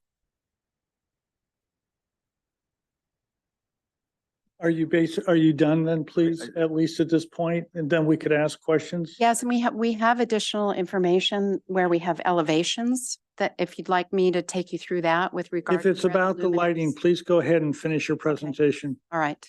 Mr. Chair, for contrast and comparison, do you have another study where you have a lot more elevated light, or what you were proposing before, so that the board can see kind of where you are now and what you were before? We have that in the numerics on the first page, the quantities, You don't have that but graph. not in a Okay. graphical way. Just the thought. Okay, thank you. Yeah.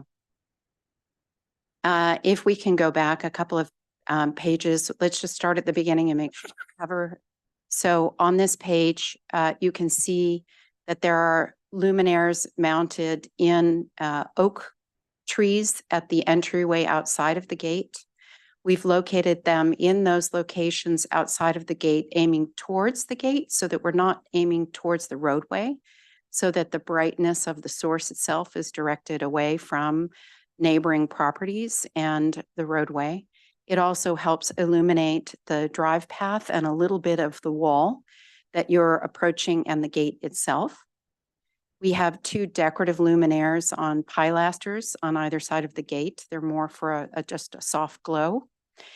And then in palm trees surrounding the entry court, we have luminaires mounted in those palm trees. And we do have further on in the presentation some elevations that show you some recommendations with regard to that. The luminaires in the palm trees aim shielded and downward towards the motor court. We have a few lights also in the oaks aiming down towards the motor court, and at either side of that motor court, we have some low-level bollards that help illuminate that area where there would be potentially some visual inspection of vehicles moving through the space. Located on the security building, we have a few lights mounted in the eaves that put a soft wash of light around the ground plane around the building. And then we have luminaires in the parking area back behind the building itself, low-level luminaires to light the ground plane. Let's go to the next page. So here again, as we've discussed, we have 100% output only when a car has entered and is going through the arrival process. Next. This one is the normal operations with half of the light level, everything dimmed. Next. Now we have just some representation of the way that lights would be mounted on a tree with a strap. The luminaire itself is very small, 1 inch in diameter, as you can see in the upper right-hand corner when we're mounted on the oaks. The lights that are mounted on the palms are only 2 inches in diameter, just slightly larger. And the effect is intended to have that downward directed light as shown in the precedent image. Next. And here we have a diagram of two possible solutions. We had received a request to mount the luminaires at 12 feet. And it is on the palm trees. It it is our recommendation that if we mount the luminaires higher on the palm tree, it allows the light source to be more shielded by the palm fronds. And it also allows us to be more directly downward facing with the luminaire, because the lower we mount the luminaire, the higher we need to lift the nose of the luminaire to project across the surface that we're trying to illuminate. And I believe that's it for the gatehouse. Tim, are you done? Yes. I normally go last. But I have been concerned about the lighting here, and I happened to be out and about last night and drove around to five separate gatehouses in the Montecito area. So David, you have that? And took pictures with my extremely high technology, large, aperture, well-controlled phone. So, Oh, great. so these are images in Montecito last night about 7:30. Okay. Yeah, but see, the thing is, I never knew this before. This phone, if it doesn't have quite enough light because it's so dark, it just starts going and it opens up and opens up. So these all are brighter than they actually are in the real world. The one on the left is a comparatively new structure that was at the entrance to Edgecliff down at the water. Yeah. He's right here. He's the architect. Okay, now the thing that's interesting about that is that there's one or maybe two lights actually on the building shining down. But more importantly, and I never knew this because I never drive down here at night, there are street lights on Eucalyptus Lane at this particular point. So there's a lot of the light that you see in the foreground from a street light. The shot in the upper right-hand corner, you move a little bit away from the ocean. That's the entrance at Bonnymead. And again, there's a light up in the trees. You can see that. That's from a street light, which I think is county owned. I know it's not owned by the private property. And again, there's only one light coming down at that point, and they seem to be succeeding at it. That's the guard that's standing in front of it. Lower left, much to my surprise, that was the entrance to Ennisbrook.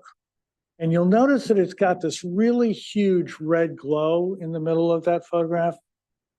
That's the brake lights. That's how little light there is. The camera opened up so much that it made those almost indistinguishable brake lights look very bright. This was almost black, except out there at the columns, there was some light there, obviously.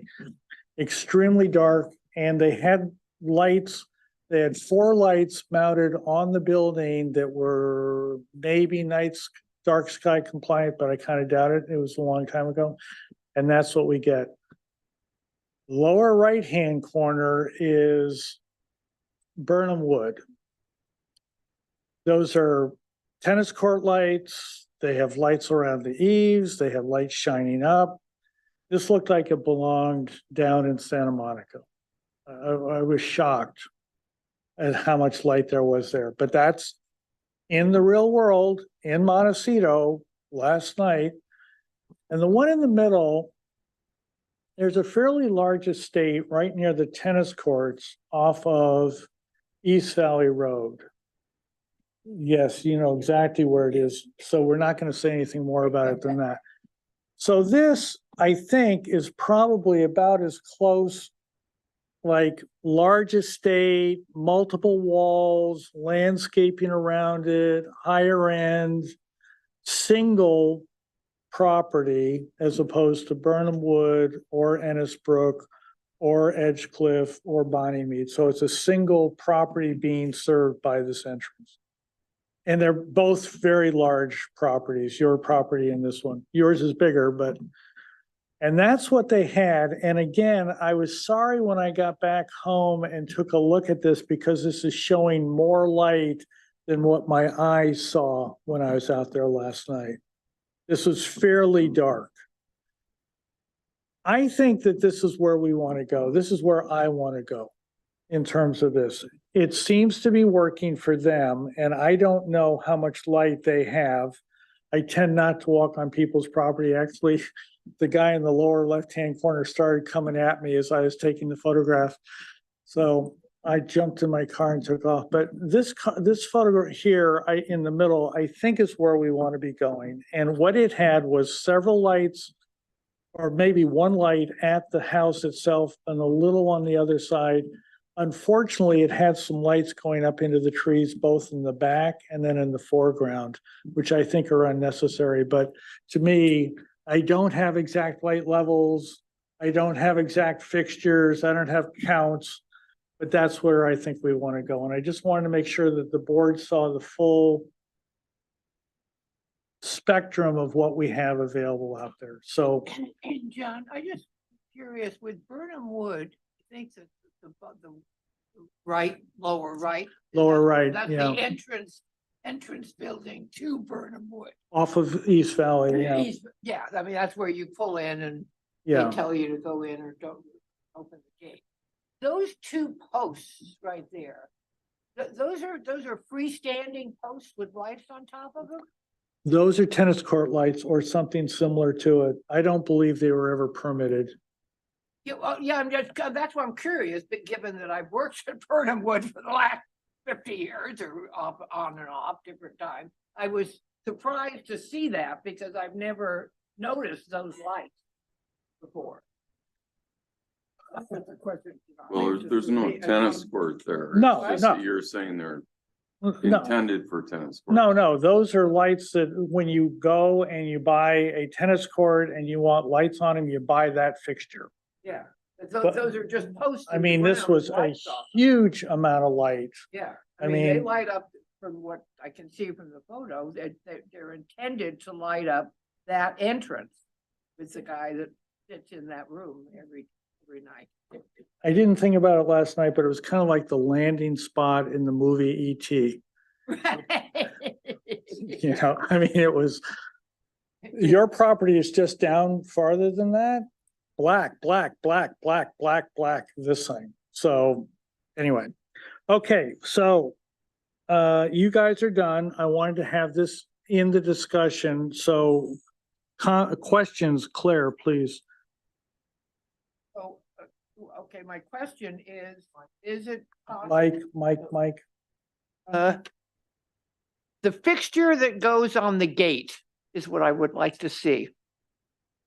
I mean, The one that sits on top of the pilasters that are on either yeah, side there's of pi, yeah, I'm assuming there's pilasters and then, Yes, but I would like to see the fixture that you're proposing on top at the, We do on have in either the side. package a diagram of that luminaire. If we can go back a couple of images You don't have to the very first one.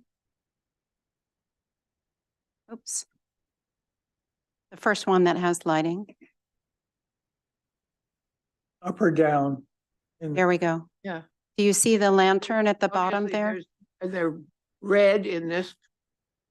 So those are that's the fixture that you're gonna propose to put on top Yes. of Yes. the gate, not on the wall, but At the very bottom where we say architectural building mounted lighting, there is a lantern on the building, but there are pairs of lanterns on the pilasters when you enter, and then the primary gate and then the secondary gate, similar to the image that we just saw presented. so is the lighting fixture on top of the thing, or is it on the side of the? On top.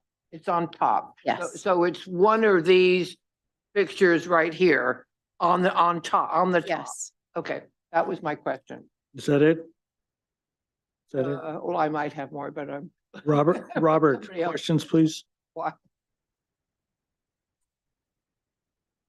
Would you consider I mean, I guess I couldn't really see the tree lights in your simulations. Can you go back to that, David?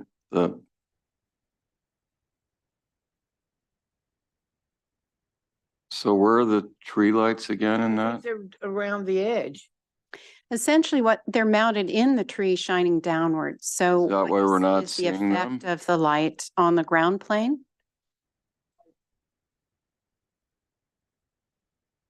It's In the right- oak. Right up there. Yep.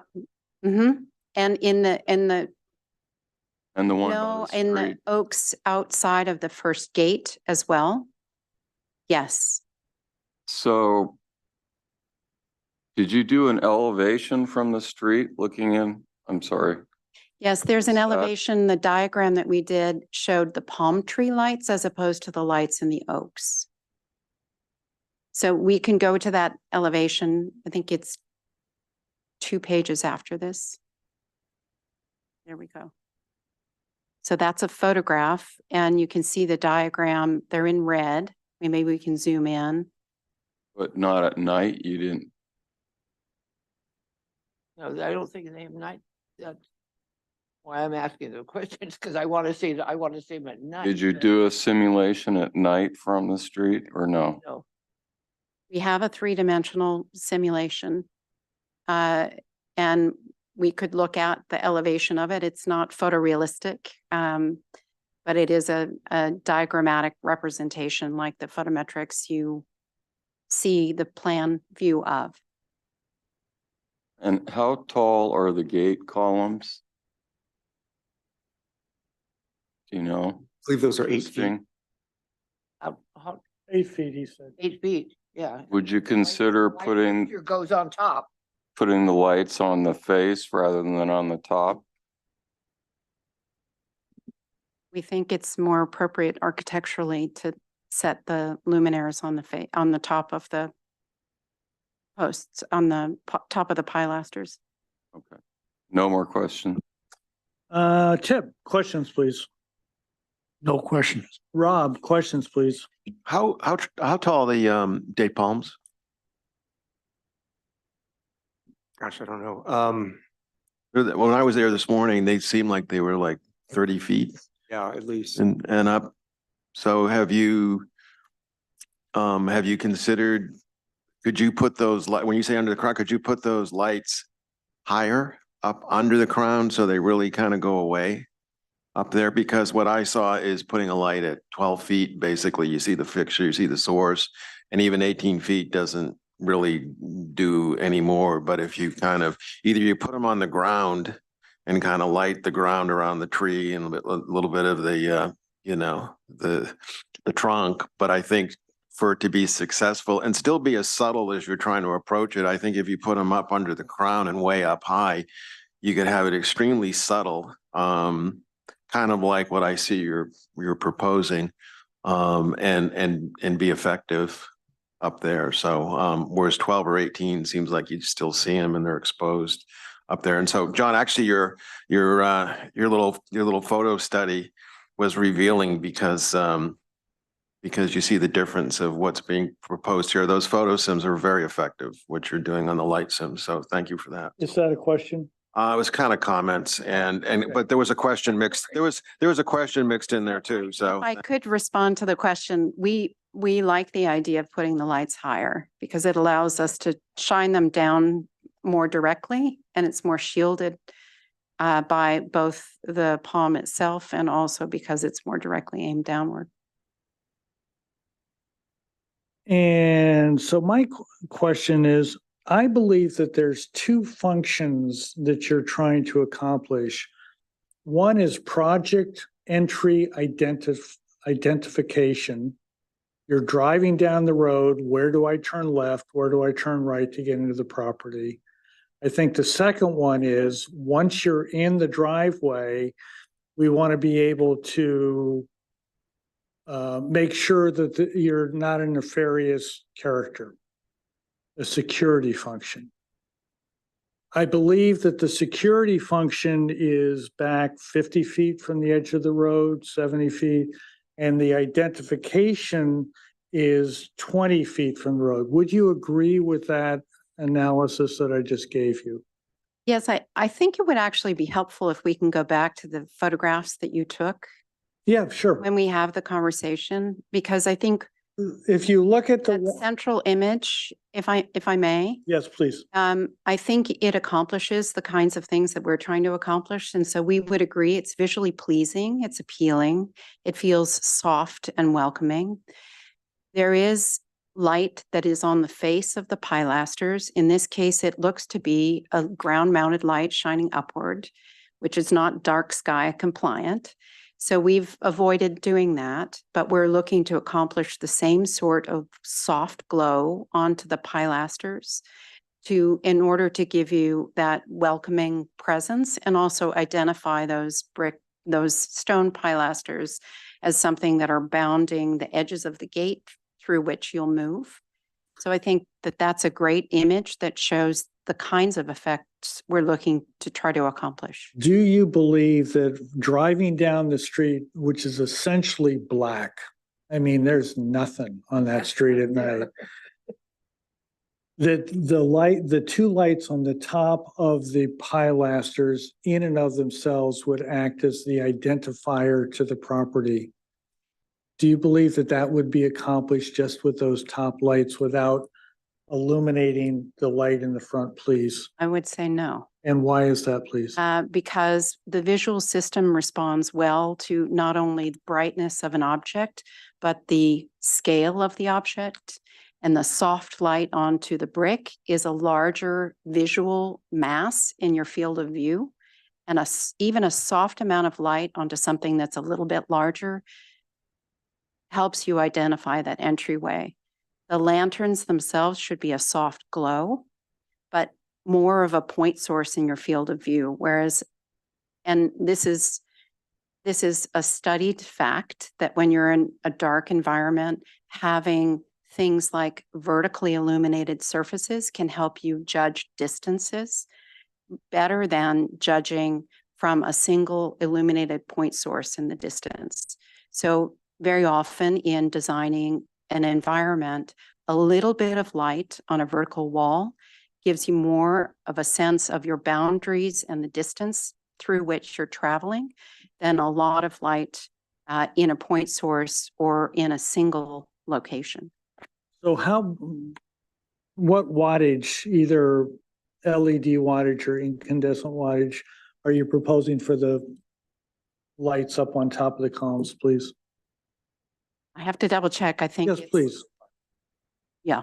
What is it? Thank you. Watts. No. The fixture on top of the pilaster, 1.5 LED watts. Can't be Yeah, that sounds. Buy LED. I don't think that can't be right. It's way too low.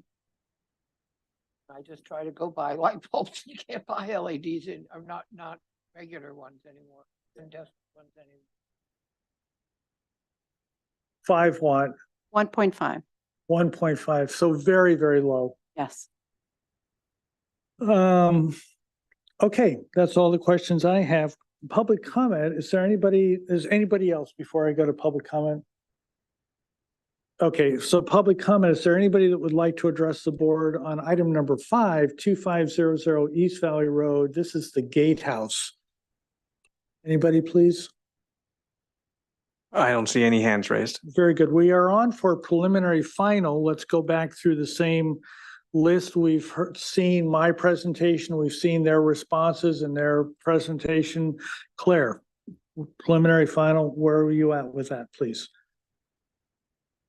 Are we just talking about lighting or total of everything? Gatehouse project. Okay. The Well, for whole the most part, banana. I like this project, except that in my assessment here of doing with the lights, I think there are too many tree lights. That's always, because in Montecito, if tree lights, pretty much we don't ever approve tree lights, and you've got, I don't know how many, 1, 2, 3 trees plus the other trees, but these three right here, you know, you've got, it looks to me like you've got two or maybe three fixtures in each of those lights, you know.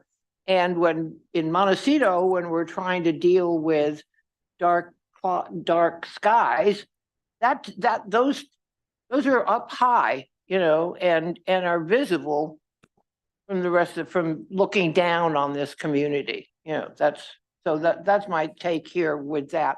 And that I also don't think that there's really up in that sports area, I don't know that are those pathways lights going around that? Excuse me? Yes. Yes, those are just pathways theirs. Okay. Well, I don't know that we need that many just to park our cars, but those are just my comments right now. Robert, comments, please. I think we already talked about the architecture. I appreciate the changes and the simplicity. And I think it's a nice looking building. I've always been concerned about the tightness of the garage to it since you have such a huge lot, but that's what you want, that's fine. I go back and forth on the lighting. I think in general it's a reasonable approach, reasonable proposal. I like Rob's idea of moving up those palm downlights as far up under the fronds as you can. And I'm not quite sure about the oak out front, where you would put that light. But again, I've been looking at this plan and you're using very reasonable low wattage lights. So I'm in support of this project in general. Yep. Comments? Well, you know, as Mr. Watson mentioned, it's pitch black when you drive on East Valley Road at night. And that's sort of what I go home every night, so I can, it's literally pitch black. Kind of nice to it. And I think that the pilaster lighting, you know, two on top, I think they are fine. I think that's good to define the entrance to the property, and I like what you selected. And I'm not too much of a concern about all the lighting inside the gate with the landscaping, you know, and if you drive by at 30 miles per hour, you probably would never notice anything. And I don't think you have any people walking at night. So I'm not too concerned about anything. And what you have is fine. I'm more concerned about those lights at the palm trees, because you pretty much, you don't see them in Montecito when you drive along the street. You don't see light by the street with the palm trees shining down. I can't think of one I can see clearly, especially you know, if they are mounted either 12 feet or 18 feet. I think those you will see it very clearly if you're driving either 20 miles, 30 or 40 miles per hour down East Valley Road. So I like to prefer that you remove those palm trees light along East Valley Road. But beside that, I'm About the oak tree. same with the oak tree, the one right out front, right? Yeah, same thing. It just, if you really, I mean, like, thank you, John, for taking the pictures of the gatehouse, and I think the one I did look much better than your picture. But anyway, I'm not sure why it's so bright. Which is that? The edge cliff. God bless the phone. You know, But anyway, we'll fix it. Thank you. okay, so But anyway, yeah, I mean, path light are fine. Tree light, especially from the street, I think we should eliminate them. Thank you. Rob, please. Comments? Sure. I think this is kind of a signature property, and your photo sims are very effective. And it really shows like how subtle what you're proposing is. I support the palm tree lights. I support the oak tree lights. I think the property is large enough to absorb this, and there needs to be some kind of hierarchy on any property where you have kind of a subtle statement at the entrance that kind of highlights you've arrived. And I think you've done that very well across the board. Like I've said before, I think oak trees are amazing, have the ability to absorb lights. The palm trees, if you put them up high enough, will do the same thing. So I think you'll get this very soft, subtle glow. And actually, John's pictures highlight and was a good contrast, because I don't think anything you're doing is even close to being as bright as anything I saw in those pictures. What I see you guys doing is very well done, and it's very, very soft. And that one picture where you have it at half, kind of half dimmed or something like that, I think that's actually a great example of what I would like to see and strive for, is where you have, there's a property there, there's people living there, and it celebrates it in a very, very subtle way. And I don't think it compromises kind of the rural quality. And not every night is completely black. We have stars and moonlights that kind of, some nights you get a little bit of light. So I completely support what you're doing, and the few lights you have in the trees, I think are fine. Thank you. The state of California requires that every community start from the top down in terms of its planning process. They call it the general plan, or in our particular case, they call it a community plan, which is actually sitting just below the county of Santa Barbara's general plan. The single most statement, the land use statement, is maintain and preserve the low intensity, semi-rural, low intensity residential character of the neighborhood or the community. So that's it. So it starts with semi-rural, not a lot of light, low intensity. Well, that's what we're debating right now. And then residential. This is a farm, but you guys are doing a remarkably good job of, keeping it subtle, semi-rural. When I drove around, what I found interesting is that there are a number of properties that don't have gatehouses that have entry lights at their driveways. And I didn't take photographs of them. It was late. I was ready to get home. And I specifically focused in on guest houses, but not on the remainder of the community. There is no light for at least a quarter of a mile to the east. You guys own that land. There's nothing there. And it's probably more like 3/8 to half a mile before there's any light at all. And the same goes as you go towards Toro Canyon. There's nothing on either side. Now, there are a couple of lights on the south side of the street, not on the north side, but not a lot. I mean, it's very, very small.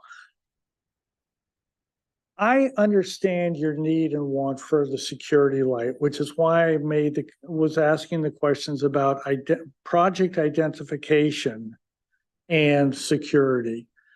I really don't have problems with your project identification, with your security lights that you're proposing, particularly after seeing Tip's project, which is the upper left-hand corner, and then next to that, which was the Bunnymead. They all have about the same, or maybe even a little bit more than yours. Okay, so that seemed right, but it's been the identification that is going to be, as long as this board operates properly, in my personal opinion, it's going to stay black out there. That's what I think the community wants. I don't think it wants highlights. So what I'm concerned about is the tree lights. I can buy into your pilaster lights. In fact, they might even want to go up a little tiny bit in wattage, just a little bit, because that's very consistent in the community right now, not to have that whole wall broadcast out. Now, what I did not take a photograph of, I had to go across the bridge next to the Miramar. And when you get off the freeway going south and look, there is a massive light there.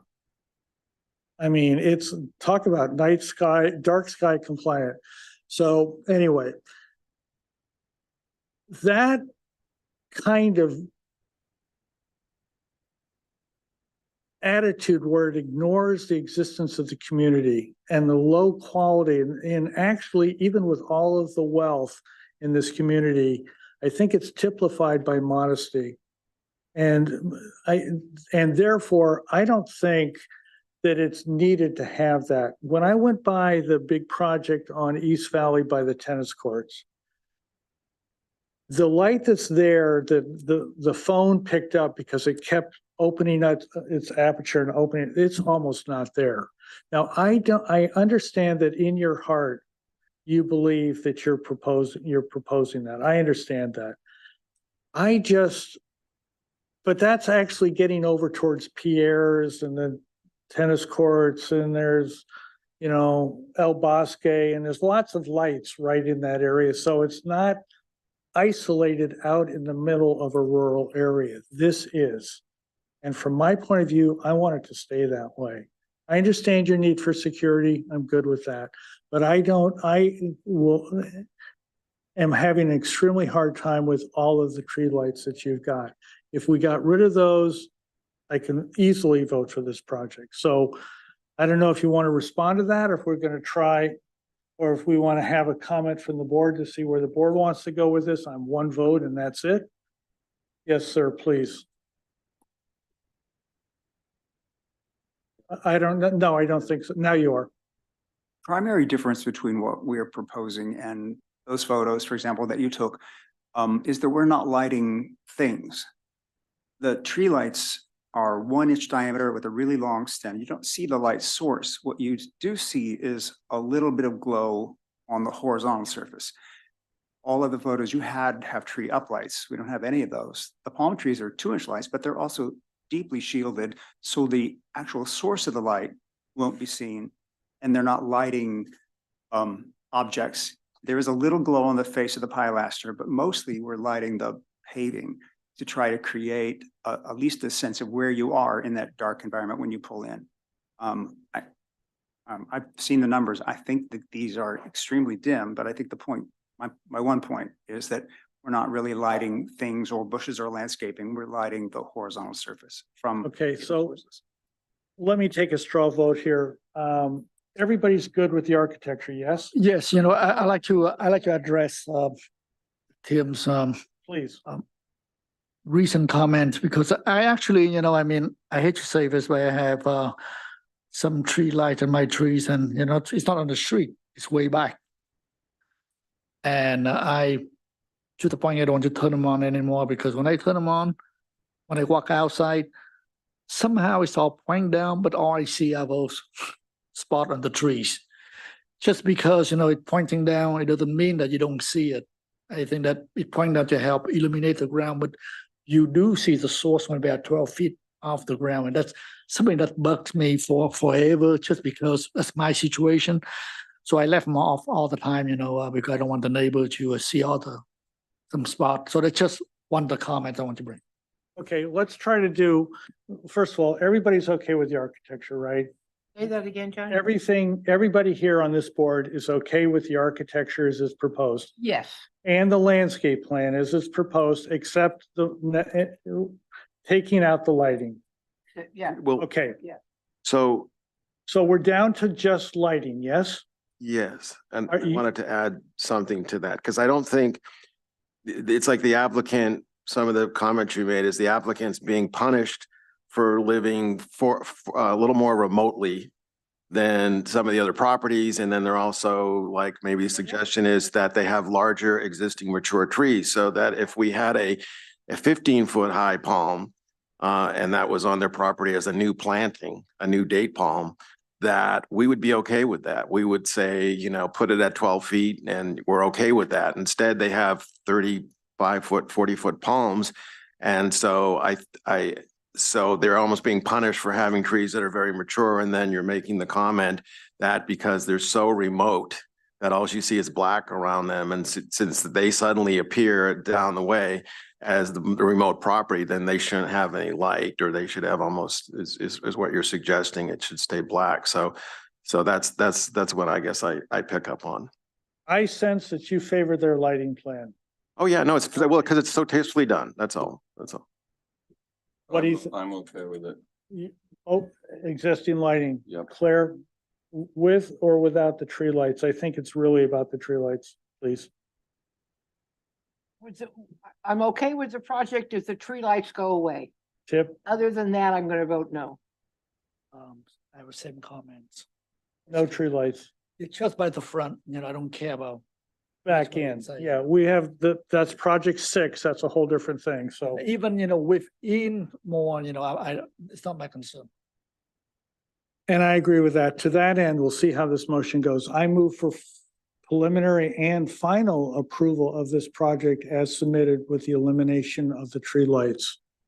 Is there a second to that motion, please? Second. Is it- I'll second that. Quickly, further comments, or have we heard it all, please? All those in favor? Aye. All those opposed? No. No. 2 noes. So Kimberly, that was Rob and Robert. No. Okay, that's number 5. Number 6, thank you very much. John, can I speak really quick, just as a follow-up on that? If we remove all of the tree lights, then our foot candles are gonna go way below what we need. So is the board okay with us augmenting other lights to reach the foot candle numbers that we were talking about? Is it just philosophically you don't want tree lights? Would you like us to change the motion for preliminary only and come back on final in probably 2 weeks to show what else you want to propose? I don't know that. Would you like to do that? Preliminary only, or do you want to be out of here, please? Can we go to 6 and then I'll get back to you? So I can check in with the team? Yeah, okay. Thank you. You're welcome. Item number 6, this is the same property, 2500 East Valley Road, but it's the guest house. Again, we're on for preliminary final. We did chat about the lighting last time and made an agreement with that. I'm not sure, I guess we were not agendized last time for being able to take a vote, which is why we're back. But let me read the comments. Nice project, materials and color appropriate for site. Several members expressed concern regarding visibility of site and the project's potential impact to public views. Provide additional landscape screening. Consider adding additional oak trees to the landscape plan. Proposed exterior lighting is inconsistent with a semi-rural residential Montecito community. Reduce the number of fixtures, wattage, and utilize downlights and explore other methods to reduce lighting. Provide foot candle analysis. No action taken, so we could not vote last time. So whomever wants to take over. Okay, so similar to the gatehouse, we reduced the lighting significantly here. We also added some landscaping in front of the structures to help further shield the view. And so with that, I will turn it over to the team. Great, thanks, Eva. So this is the view that was of concern the last time. We're just showing changes to the last presentation and updates. So if you look up at the top, that's where the lot is. It's that 26 acres, and then we have that 4 acres that's in the white, and that's the limit of work. We've added green dots to indicate all the trees that we're going to be planting, and I just wanted to call your attention to the orientation of the building. It's at an angle from where that view is that you're seeing from Ortega Ridge and any neighbors down below. If we go to the next, and then this is the photo of what that would be with the full orchard and the trees in front of it. If we go to the next one.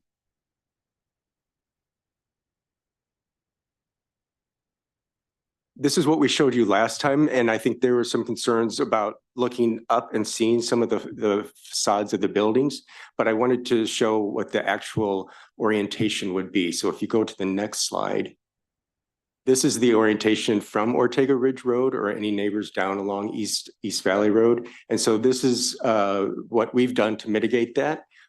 We've added 4 new large trees.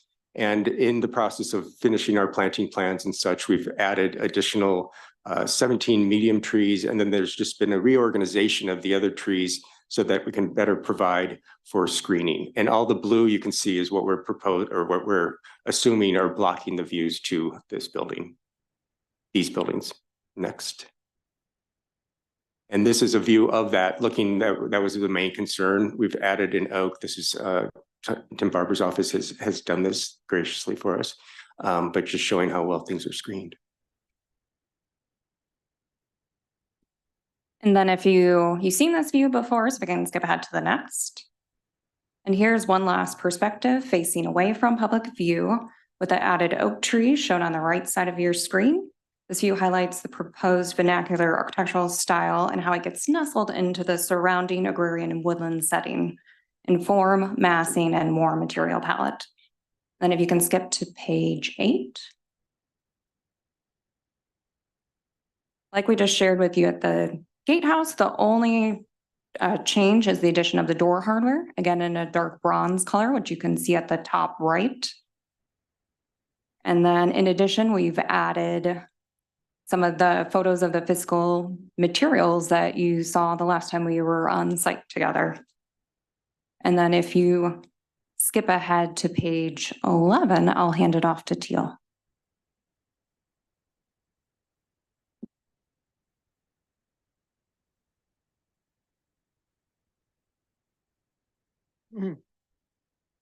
Okay, I in a similar way to what we discussed for the gatehouse, here for the pool house, you can see that we've gone through a process of having fewer luminaires and reducing the wattage. So going from 7 watt to 3 watt, and the luminaire that I pulled out of my bag a moment ago that's 1 inch in diameter is the luminaire that we are proposing in the trees around the patio, around the pool. I'm going to go sort of piece by piece. So where you see the pale green color with the pairs of triangles, those are luminaires placed in the trees, shining downward onto the pathways. Where you see that yellow highlight line, those are low-level path lights. Where you see the kind of purple linear line, that's where we have even lower level little buttons set on top of the steps for the stairs. And then where you see the 2 purple highlights on trees, those are luminaires that are placed with a little more frequency in the trees in between the main patio and the pool patio. And the luminaires themselves have very fine perforations to make them glow a little bit. Then we do have lanterns placed on the face of the building that you can see at the bottom of this image. Let's go ahead and go to the next page. And so here is our nighttime render. And as mentioned previously, the light levels are on average 0.2 of a foot candle. The maximum is 1.5 foot candle right near the doorways. And then it drops to 0 foot candles at the perimeter. Our intent here is to have light along paved surfaces and to give good soft uniformity. Having bright and dark areas is not preferred. So you can see that we're just illuminating the surface pathways where we either have pedestrian or vehicular travel closer up to the pool house.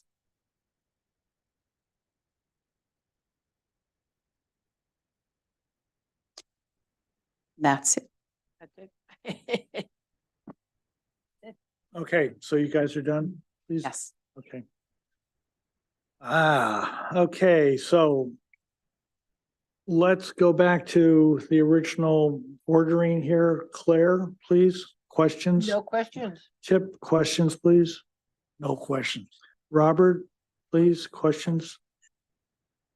What's the total, since this is gonna come up, what's the total of the tree lights? She has that on the previous page. Right there in the right-hand column, 30, 3 waters.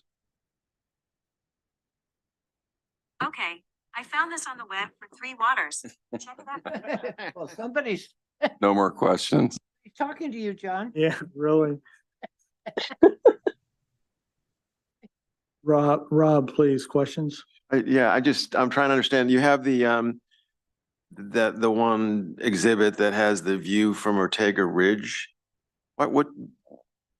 I know a lot about visual analysis, and so I'm just kind of wondering why that spot? What is the notion of picking that spot? Because Ortega Ridge and all that, there's lots of there's a lot of length on there. So why is It's the only place that it's visible from a public driveway or public road. So that's the only one that's visible from a road. And so that's why we chose that. There's some concern. I missed the first part of it. I'm sorry. What was the Oh, it's a public road and the site is visible from it. That's the only public road that it's visible from. And so there's some concern that distance. But why that spot? Like you're You picking can't one really see point it anywhere spot. else. Is that Can't see it the anywhere spot you else. can see? Yeah. Okay. Yeah. All right. Sorry about That that. makes sense. No, I didn't understand This is why you, what. this is acreage and acres, it's acres of land. Oh, I saw it. I was there. I was Owner, officially there. This owner, I was just wondering why they picked that point to say this is the view shed. So that's all I was trying to understand. Consider public views. Public comment, is there anybody that would like to address the understand that. board on item number 6, the guest house at 2500 East Valley Road, please? No request to speak. Okay, comments, Claire, we are on for preliminary final, I think. Yes, preliminary final. Comments? Jeez, God, your phone is very I thought I busy had, today. I don't know. thought I had the Mine doesn't never rings. silent mode I on. actually am very happy with this particular building and I mean, I really, really like this building.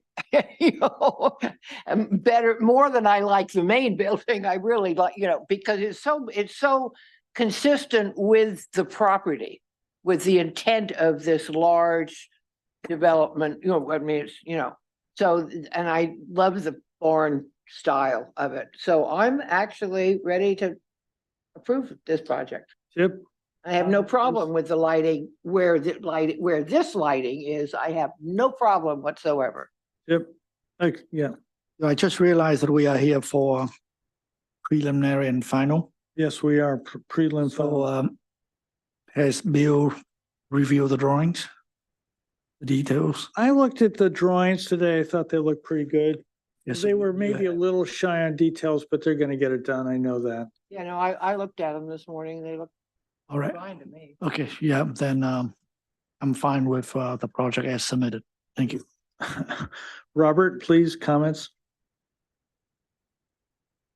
Well, strangely, at first I was more concerned about the lighting here than down at the gatehouse because I do worry about that public view, but you have reduced the lighting, you reduced the wattage. So I support this project and think it should be given preliminary and final. Rob, please. Yes, yeah, no, I agree with fellow board members. I think the buildings are beautiful and their earth tones are really nice. When I was at the site today, I couldn't help but notice the really white buildings of your neighbors that seemed like they would stick out a lot more. So you've really done a great job in kind of hunkering, you know, the architecture and this project into where it is on the site. And it's a huge site, so obviously it can absorb plenty of development. So it's all really well done. Thank you. And I made the comment, if you can't bring Mohammed to the mountain, bring the mountain to Mohammed. And I think that you guys did that with those oak trees. I think that you did yourself a disservice not showing those oak trees on your lighting plan, on your simulations, to keep that reminding That's really what's going on from that public view. I think it's up and back. I think this is a nice project. Yeah, there's a lot of light there. It's going to be relatively far from everybody. I mean, this thing is at least a quarter of a mile from anybody else. And I think it's very well screened at this point. So I'm more than happy to vote for this. Would somebody like to make a motion for preliminary final on this, I'll please? make a motion for preliminary and final As submitted? as submitted. Is there a second, please? Second. Any further discussion, please? All those in favor? Aye. All those opposed? Thank you very much. Eva, did you get back? Yes, I did. So yeah, there will not be enough light if we simply just eliminate all of the tree lights on the gatehouse. Could we come back for final on consent with an updated lighting plan on that? Yes, you can, and you'll have to work out with the planner the date. We Yeah. have one more meeting, the 14th. That's it until next year. Yeah, the 14th actually won't work for the lighting consultant, so we'll plan to come back to you in January. You need to make sure it works for the planners and David and all that. So Right. very good. So our motion is, I'd like to move for preliminary approval only. So let me just insert myself here in terms of process. So the way we need for this to work is we actually need to make two motions. The first motion is to reconsider the first motion, and then the second motion being the new motion.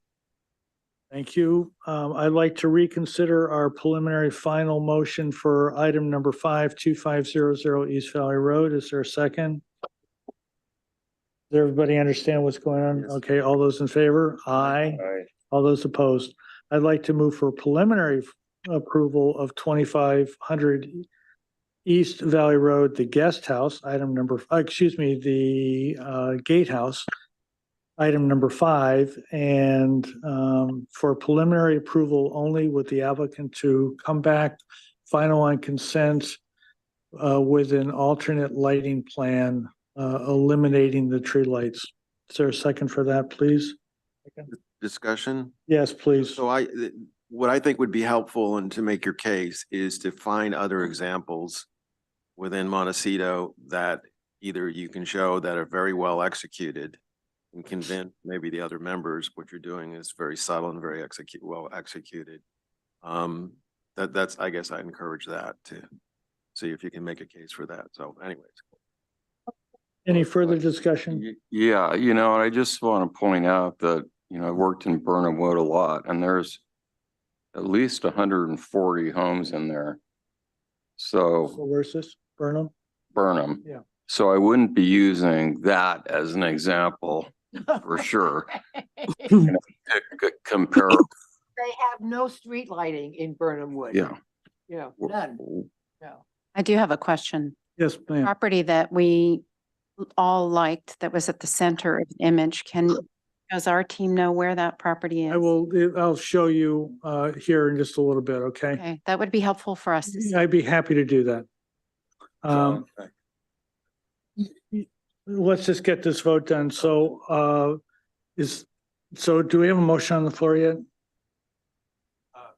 Yes, we have a motion and a second For preliminary. for preliminary. Okay, any further discussion? Thank you. All those in favor? Aye. Aye. All those opposed? That's number 5. That's number 5 And for number preliminary 6. only. And 6, we did preliminary final on. We're going to take a We're 5-minute break to stretch our legs, please. Thank you.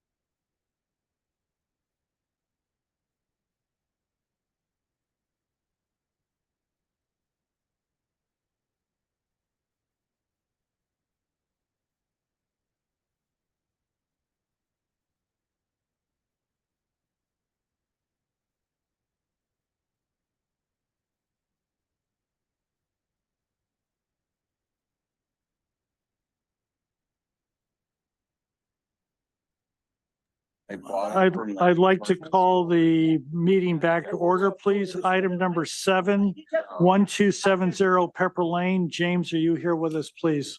Well, it's actually Amat. I'm actually James's boss. James is on vacation right now. Good for him. And your name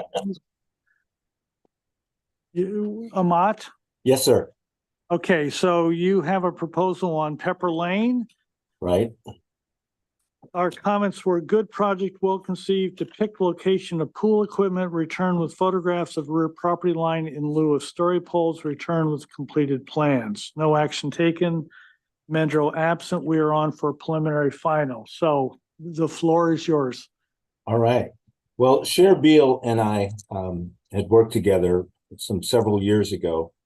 And while she originally obtained MBAR approval for her initial design, as that project progressed into historical review, there were some issues with her former draftsperson that had drawn up plans, plate heights, building masses.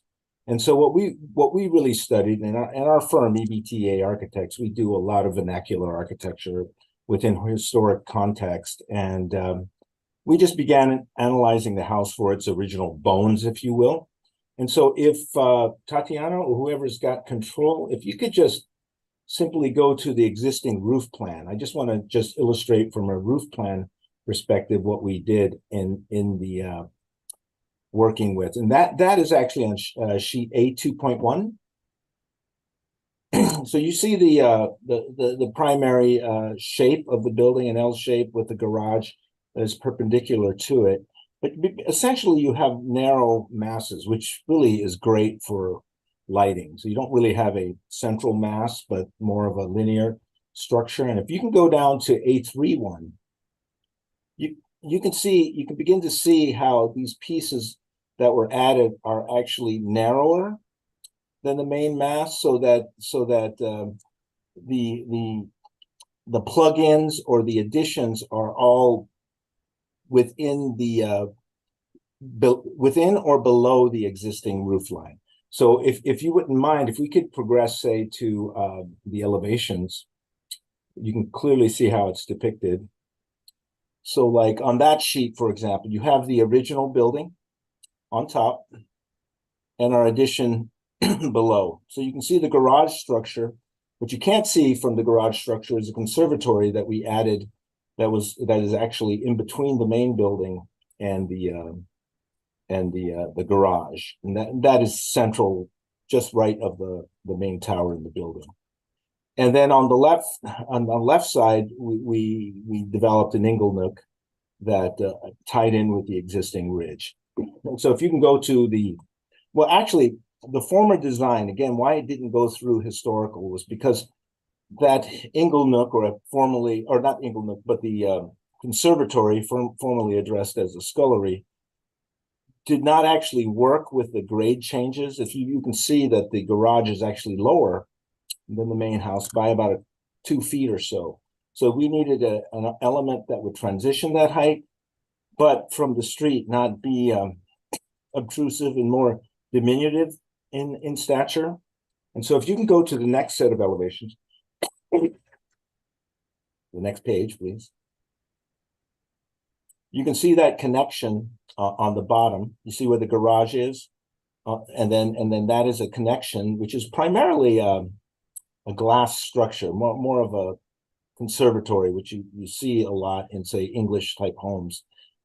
Cher is an avid gardener, and she wanted a room to practice that and have a lot of light. Then you also see the fireplace at the ingle nook, and you can see the structure up above. That's how it was before. This is the addition to it. It's essentially the same scale. And then you see the darkened areas on the upper elevation on the left side. Those are the areas affected by this. We've added a door in the master bedroom. We created a closet structure, again, that's plugged into the existing building. And so that's all reflected in the design. What we really wanted to do is we wanted to respect the integrity of the existing home. And we used the same type of forms tried to create similar window massing and breakups, and essentially we believe we accomplished that. And let me see here. If you can go down, and then there are a couple of other things like, well, let's look at the elevation sheet that shows the garage on sheet A6.4. I'm not really sure if you wouldn't mind zooming into the upper left corner of the garage there. I'm not quite sure why they did an eccentric application of doors. It's a bit off balance. So if you see what we did below, we actually got rid of the 4 doors and we created 3. You can just go down below. 3 garage doors, more of a carriage style door, and then a man door into the garage. Now you can kind of see the transition between the main house and the garage, and how we kept that conservatory, below the existing ridge line of the garage. So we just wanted to keep that in scale. We also added this is part of the former design. We can go to, say, the very last sheet.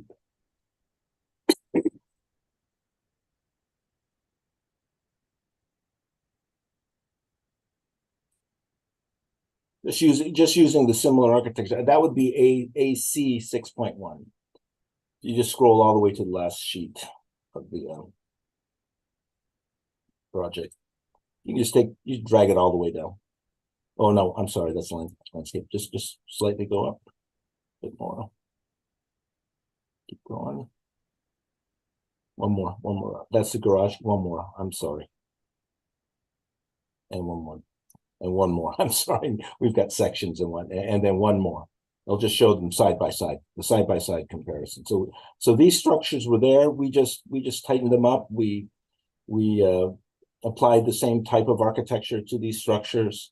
And then also we added the garage. I think the best image that we can really see for this project, if you go to the renderings, we have some 3D simulations as well. And if you go to sheet A12, that's the existing home.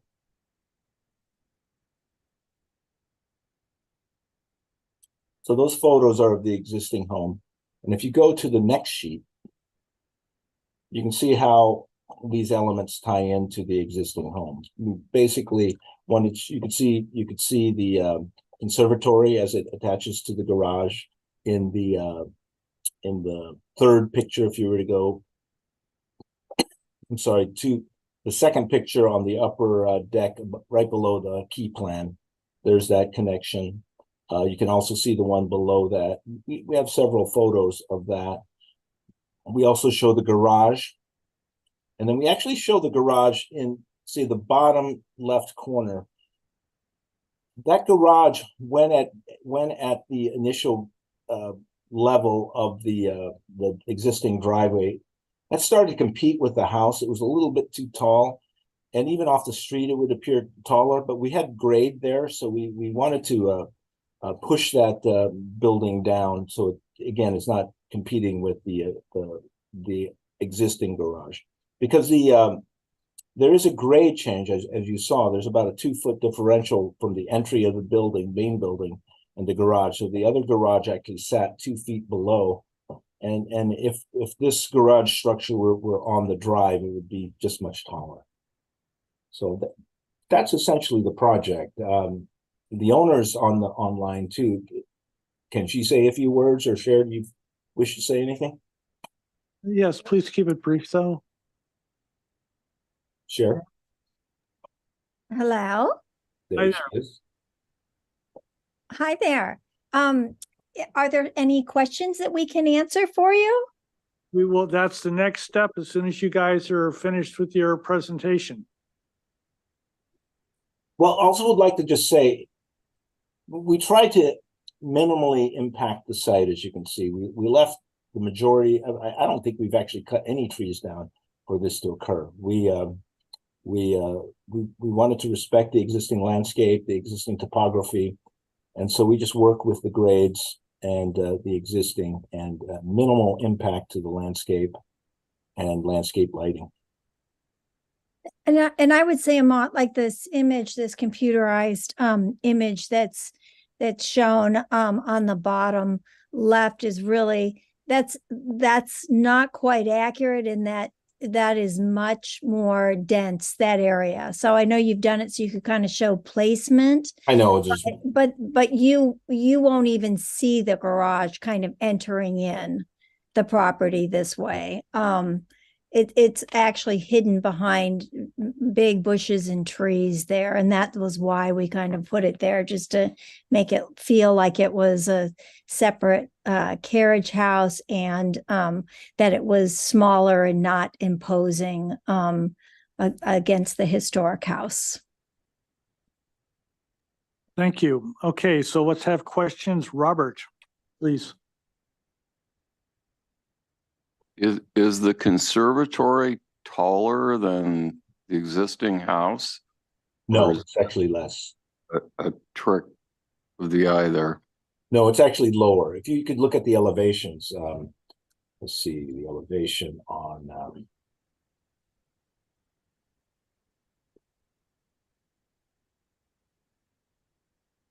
One more sheet, I think. yeah, on sheet what sheet is this? A 6.3. Okay, and that, what is that, a copper roof or No, that's actually a glass roof. glass roof? Okay. Yes, sir. It's really more like a sunroom. Yeah, because it's a conservatory. Okay.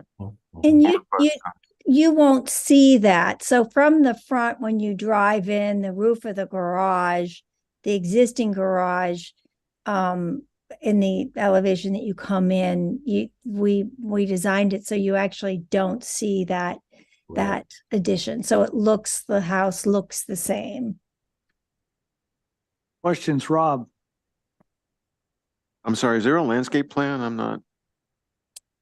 Yes, there is a landscape plan attached, and we only address certain areas like around the pool and a walkway to the pool. And the rest of the landscape is existing. So you can see there sort of what we've kind of just our existing kind of patio, and then a walkway up to the pool area.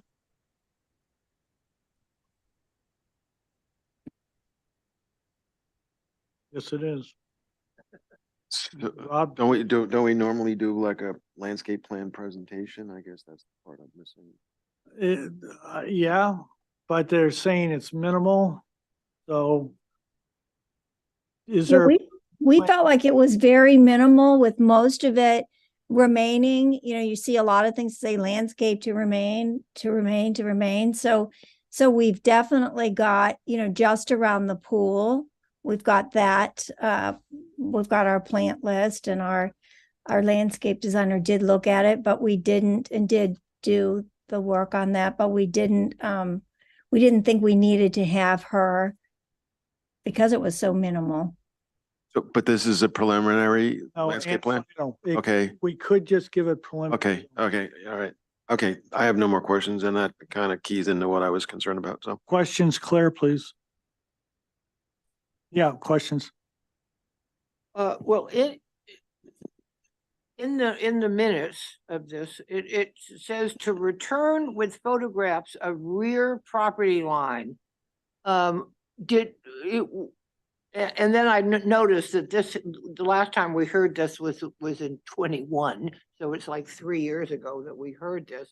So what you're saying, the applicant, is that this is what you're proposing as far as the landscaping. Yes. And it's just written it down. We don't have a plan for it. Is that correct? No, I think, isn't this the plan? Don't we have our plant list, and you can see the drawing of what is changing and what's remaining the same on this L1 slide that's up. So that was done by our landscape person. Okay. Chip, questions, please. No questions. There's a new garage in the lower right-hand corner of the property as we look at here that has a curb cut going out to the street as opposed to facing inward. Doesn't that crowd that street? I was on it this morning because I didn't understand why you did that, but isn't that inconsistent with any other properties on Pepper Lane, on the western portion of Pepper Lane?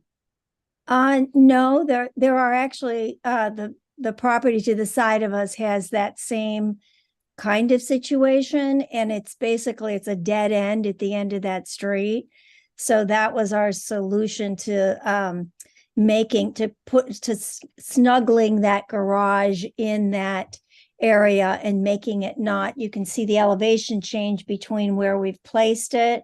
And then if we didn't have a lot of choice on where to actually place it, but if we did place it up closer to that motor court, it became much taller. And that's where it competed with our existing very short garage. And so by placing it down in here among the trees, avoiding all of those trees, we were able to make it feel more like it was a separate little carriage house, and then it didn't compete with the historic house itself. So that's why we handled it that way. And it was a lot of navigating to get that around the existing oaks and having that feel right with that historic property. Turn on your mic. Me as well. On your mic. There you go. Oh, okay, yeah, I was gonna wait for everybody else, but that's okay. I just noticed something on your plan. You've got existing hedge to remain. I don't know if you're gonna come back, but I would like to know what that hedge material is. Oh, it's ligustrum. Ligustrum. Ligustrum? Uh-huh. And that is planted through, the hedge is all around this piece of property. Yes, yes, it is actually. And the drawing says it exists, so I wouldn't expect it to be on the plant material because it's already existing. Exactly. Okay, so any other No, questions? that's it. Rob, you wanted to say something? Yeah, I didn't understand there's a lot of reference to the historical aspect of that. You were here a few years ago. What is the overview of the historical? I don't remember. It was 3.5 years ago. Yeah. Like the roof lines that Ahmad addressed and the garage doors and kind of the smaller sort of little revisions were in response to historical, but in essence, they were happy. And we've also got a historical report from a consultant. And so he was also complimentary of the project and happy with the changes that we made. They were in keeping with the house itself. And that's what I was after. So there was a historical resources report and Yes. certain recommendations, and then you Yes. follow those specific recommendations. Okay. Exactly. Yeah. Okay, is that it for questions? Public comment. Is there anybody that would like to address the board on item number 7, 1270 Pepper Lane, please? Not seeing any hands raised. Okay, very good. We are on for preliminary final. I did do a drive-by on this morning because I was surprised with the minimized curb cuts guideline that we have. And I was surprised that they did that, and I will be commenting about it. I can start if you want, or I can be the last. We try to minimize the curb cuts. Cher did correctly state that there is a dead end on the next property down the page on this. North is to the left. And it actually has quite a large turnaround area. I do remember that project, and the fire department really caused that property owner to give up a lot of their land to get an approval so they could get a turnaround, but my comment is, I'm not really in love with that having a curb cut going out there, and I don't think I want that extra curb cut out there. I don't see any other example of two driveways like that. I do see small areas for landscape, like trash barrels, and maybe a landscape person would park in there just informally, but not a whole garage. So I am troubled by that. That's my comment. And let's go back to the order then. Tip, please. Excuse me, Robert, please. Comment. How, I'm puzzled by the garage access as well. How much lower is it than the motor court, and why couldn't you just access it from the motor court and have the doors on the other side? They don't want the. It's If you- quite a, oh, Can go you ahead, zoom, Amar. can you zoom into that? Can you zoom into that? Tatiana, can you zoom into that corner where the garage is? What they're gonna say, Robert, is that the height of that garage is competing with the main house. I heard that, but it's far enough away to me that You see, it's actually down about 1, 2, 3, 4, 5 feet down. the oak tree, how do you plan to back out with that giant oak tree right there? Carefully. It's like for us, it was so important to sort of have the integrity of the house and not have the garage compete, that we felt like it made sense for us to have it here Okay, no more versus up higher. And that, like, literally the plate of that, the front wall of the garage is like 7 feet tall. So when the existing garage, it's literally 7 feet and then roof.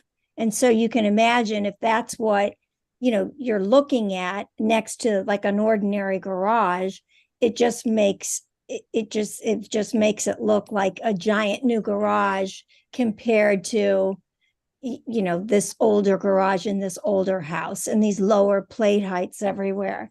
So that's, and we realized that when Amat did the modeling of it, and it just felt like it looked good on plan and it made sense on plan. But when we started to see it in 3D, we could see how large it was. Even though it's not a big garage, we could see how large it was in comparison to a garage that only has a wall height of 7 feet. It just felt very awkward. And that's why we pushed it down into this, basically recessed area of the property that's heavily wooded to kind of hide it. And, it clearly is less convenient as a secondary sort of garage. It's less convenient, but on the other hand, we just felt like it really kept the essence and feeling of the house intact. And we spent a lot of times navigating the placement of that because we have so many lovely trees.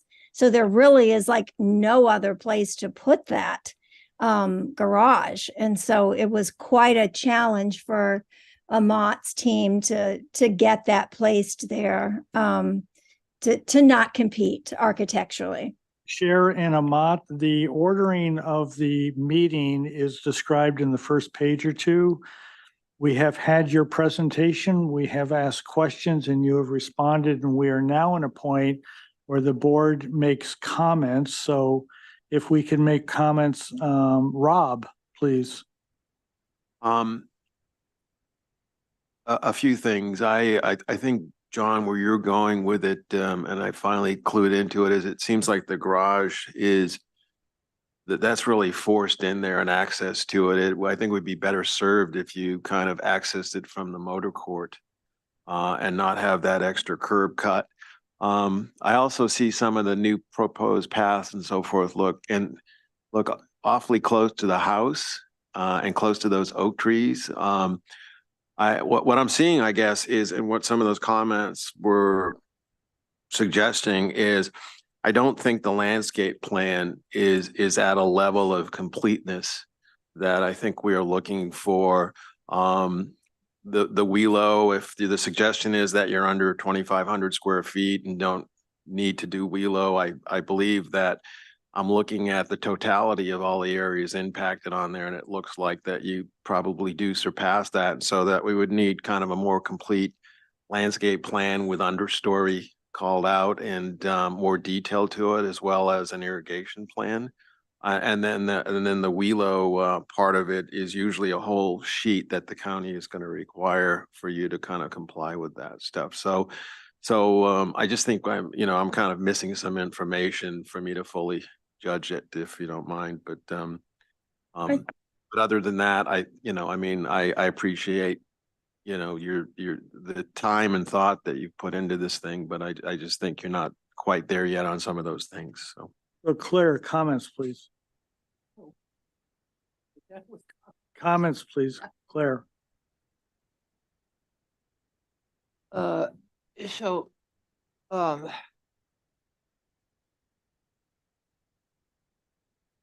comments are that as I had brought up earlier, is that and this goes back to the other end of the table, that this is not a landscape plan, and it's required that you have that when you come in and you do your proposal, that part of that proposal is showing the landscape, and this drawing doesn't give me the information that I need to deal with the perimeter landscaping. All you've done is put a line and said that what it is, well, not even what it is, they just put it as existing. So for me to prove this project, I would need to have a landscape plan. Can I ask a question? Is it okay to ask a question? Chair, Or do I need to wait? Chair, it's now our turn. We let you present, and it's Oh, okay. Do I wait to the end and then ask questions? normally not. Let us finish up and we'll figure out what's going on here. Tip, your comments, please. I guess it's kind of difficult to really understanding how the new garage, the 36-inch oak tree, the new curb cut, all of that with our landscape plan and how much encroachment into that, the grading, and I just find that the new garage a little bit peculiarly places. It's how it cut off, how it's coming in from Pepper Lane, which I do understand that there's only one residence left at the end. But, and the only way you can get out of that garage is backing out into Pepper Lane, the private lane. And I would feel that if, I was the last house, that could be something that you never know when someone would back out the driveway. At least at the gate, you can have a place, you can turn around, you can come in, you can come out without affecting the last residence. So I do have a concern about the new curb cut, the garage, and how it's working with, but the rest of the project is fine. If we have some, not the whole landscape plan, but just some landscape areas, for some newly added square footage and buildings, like the pool and the pool cabana is all new. We should have some landscaping in that area. And ideally, it'd be better off if you can access your garage from your gate. Thank you. So, members of the board, I did take a drive by this morning and I found it valuable to be out there. Now, I did not go on their property, of course, but I just drove on the street, on the private lane. So I don't know, does the board want to go out there? Or is this something we can resolve here? Well, share us your opinion. What do you when you drove. Well, when I drove by, I said, why the heck are we having a gate and then essentially right next to it, a garage? And you can see into the main residence from the gate. I mean, now it's down at the end of essentially a private lane. Yep. That's the second to last house. Yeah, so, I mean, it's not, on Lilac or, Tolis or something like that, where there's lots of houses beyond it. So I'm reticent to want to approve it. I don't mind going out there, but man, it's a garage, and I'm wondering whether or not, Ahmad, are you there, please? Yes, I am. People do driveway. I can't hear you. Say again. Yeah. I keep hearing from you and Cher that the concern was how tall the garage is. Certainly you could design a shorter garage and have it be functional. Isn't that true than what you have shown? Well, not if you're trying to fit a normal size car in it. So unfortunately, the original garage was built in 19 something. And so to fit the normal size, big, cars that you have, it doesn't. It is so short, that existing garage. And that it's funny because that is what makes it feel awkward, is that, like Amat, show them what that garage, like, can you show like original, like the face of the garage itself? I think Like not this one, but the existing garage. I understand the case you're trying to make that the existing garage is too low for modern vehicles, but is this a 6 and 12 roof or something? I think that this could be. Okay, so anyway, what do board members want to do, please? Is it here for what? It's preliminary and final. Better return for further preliminary. Maybe we have to all go for a drive-by, but and I don't like the garage access. Okay. I don't know why it can't come from a motor court. Rob, where are you coming from? Do you guys want to meet us out there and see where we're thinking of putting it and see why? Talking about that right now, Cher. So no, Okay. I believe the garage access should come from the motor court and not have another Does it warrant a site curb, visit or not? curb cut. Can I tell you one more thing? One other reason? Oh, is that okay to say something? So we can do it. Want to do a site visit and get it done right? Okay, so let's have a site visit. Ahmad, what I'm hearing was that the garage was too tall, imposing. If you look at that building, I can see why you think that. I think that there's a more modest solution that you could have that would give them the proper size door header so that they can get their vehicles in there without a building that's pretty darn tall. But I'm not hearing anybody here on this board ready to vote yes on this. So, and we'd like to do a site visit and then we'll put it back on for preliminary final. My recommendation with story poles, maybe just one ridge, and let's see what we can do. And with if you want to put it where it is, I'm not going to vote for it coming off of Pepper Lane. Anybody here going to vote for it coming off of Pepper Lane? One, Rob, yes, no? Tim? No, and you know what? I'm looking at the So drawings. no, but there's no support for Pepper Lane coming off of Pepper Lane. So please come up with another proposal that would enable you to come off the motor court. And I just want to make a comment that the driveway can come down to the garage too, like what is shown right now on the east elevation. It doesn't have to be a same elevation as the motor court, as long as the slope works. Can I make one other comment? Is that okay? Very quick, please. Okay, so the other reason that as we 3D'd this with the garage there on the motor court, the other reason that we didn't like it was because the living room faces the motor court.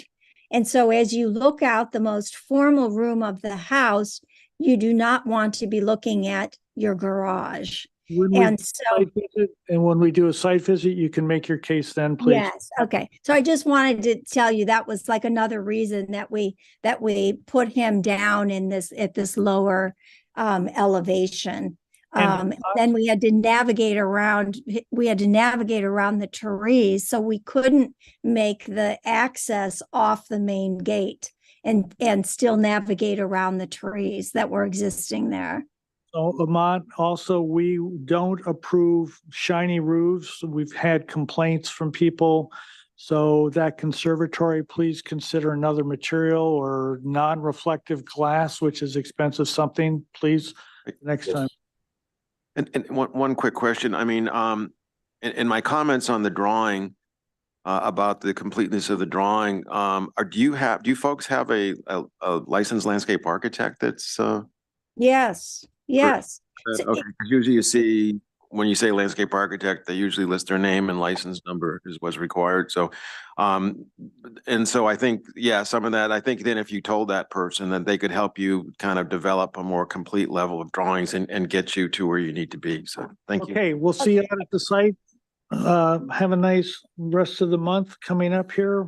Can I ask a quick question on getting back to the architect, the landscape architect, when there is so much that isn't changing, what is it you would like to see? What is it I can tell them and that they need to add to their drawings? Can you give me something more specific? If it's, I'm just interested in seeing what the perimeter planting looks like. You know, and that is looking back through our guidelines, that's what EMBAR requires is perimeter planting. And they said they've got it, but I can't see it in the drawings. And so I just want the landscape architect to come up with a drawing that shows actually on a piece of paper, where the perimeter planting is. I also think they. But do you want that addressed if you're not changing it? So it is in fact actually the ligustrum around the whole property, and it's when I think she was trying to. Sure, I think they wanted to see it graphically. Chair. Okay. Your person a licensed landscape architect in the state of California, please? I think she is, but. Then she will know. Okay, all right. Very good, thank you. Thank you, and we'll see you out at the site.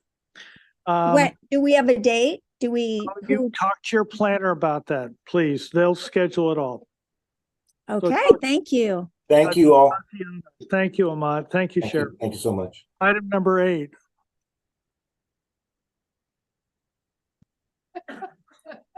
Hi. And you're still here. Okay, we're on for a preliminary final with these gentlemen. Nice project, MBAR, appreciate. Yeah, it's on. You guys both are on. Nice project, MBAR appreciates applicants' responsiveness to comments and redesign that protects existing specimen redwood tree. Correct the FAR worksheet, restudy location of proposed cabana. Consider moving structure further back from the property line. Restudy driveway and parking areas to reduce paving. Return with full details in relo calcs. Don, Robert, you're on. Don Nolte, I just want to introduce the drawings after the change. It got more complicated when we got back to the office about relocating with the reduced setback on the west side. And Robert will go over all the details that affected a lot of the buildings in a minimal way, but the only way the drawings have changed. Okay, so let's start with the change of the driveway. If you zoom into the auto court, we have reduced the amount of paving up that part, up in the top. Move up on the site. A little bit lower. There you go. There. Okay, so there was an existing driveway that went to that shed up in the corner. Our proposal is to take that out. And we got on the north side of the auto court, that went further to the property line. And we reduced that as well, and also came in as tight as we could to the house. And still allowing for the fire truck to be able to turn around. As far as the slight movements of the building, because we have to maintain 5 feet to the garage and then 10 feet to the house, that pushed our building to the east towards the driveway. And now it kind of goes over that little downhill, and you'll see on the elevations, we have anything below the finished floor is stone. And we actually reduced the finished floor by a foot because of that, because further we went west, the lower we had to get our heights in with the existing grades. So if you want to go, yeah, sure. This is the front of the house and the side of the side of the garage. So the front door, then you see the garage, the new garage to the right.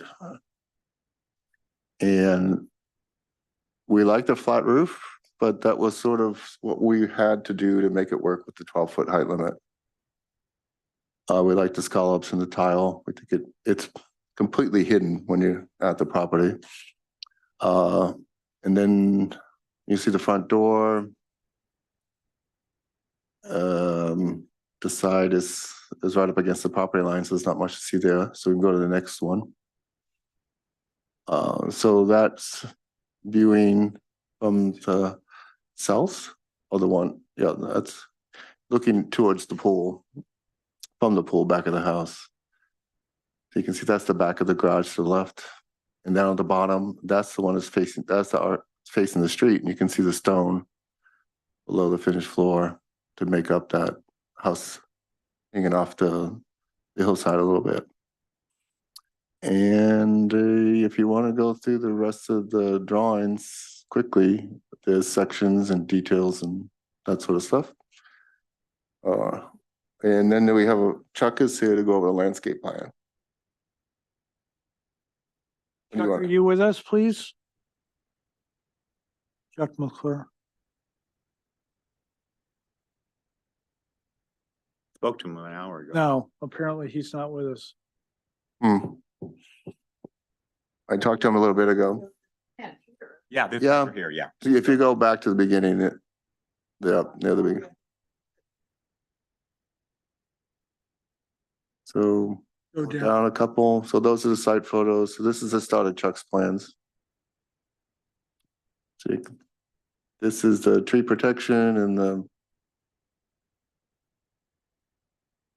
you also have the concrete washout and that sort of stuff. We go to the next one. So that's the planting plan. You can see there's lots of screening along the street, along the retaining walls holding up the driveway, and along the house. And irrigation in Wheelo. Oh, that's all in there, just yeah,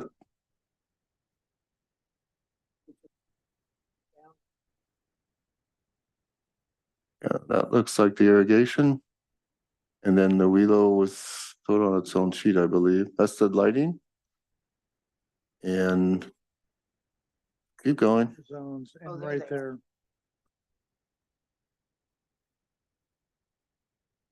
Are you guys done then, please? Sure. We agree. Yeah. Okay, questions, Tip, please. Can you go back to the landscape plan? We're on for preliminary final tonight, by the way. That's good. So let me try to have a better understanding of the site. Is it private land or is it Olive Mill? It's Olive Mill. Oh, that's the Olive Mill, Didn't you do the site visit? not this one. This is one story. This was on the floodplain, right? No. Okay, That's so above. if you're driving down towards the ocean, it's on the right, and there's a wide driveway. Part of it goes up and part of the other side. Yeah, and they're on the upper site here. Well, there's actually There's both a lower sites are site above the, here, which they also own. So this is the upper side. That's the upper site. yes. So the, and this is not in the floodplain. No, No, it's way above the flood. And the garage, the new garage, is in the rear yard setback? yes.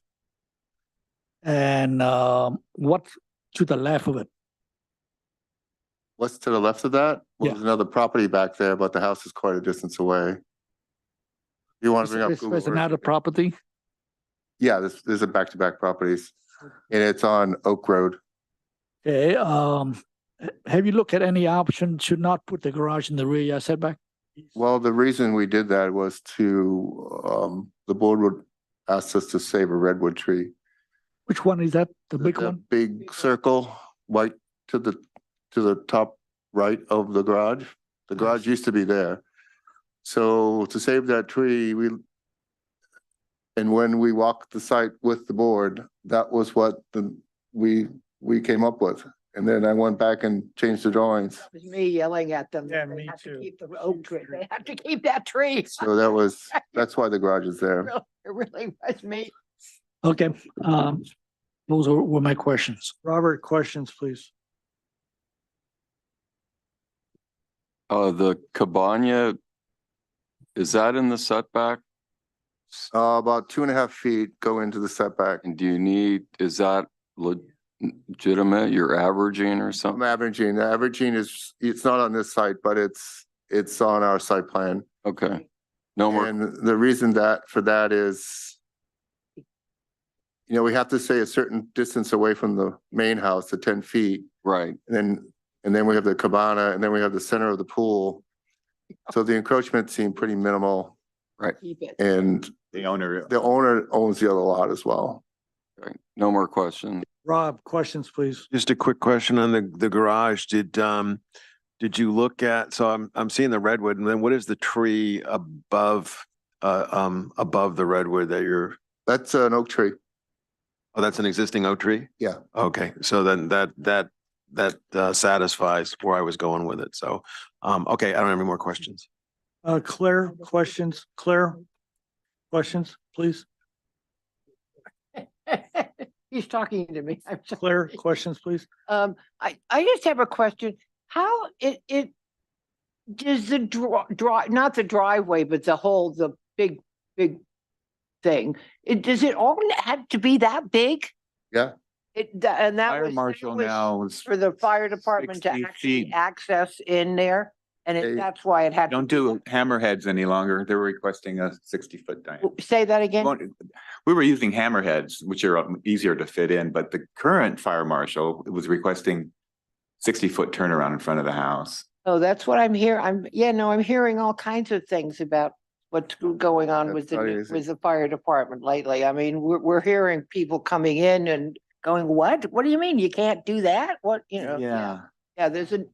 And then they can't, then they have to be, Just because it's so glaringly takes over so much of the piece of property, it's giant parking lot, they have to be all weather too. And so they don't look charming because they have to support the weight of the trucks. And so Yeah. they get involved with that as well. Yeah.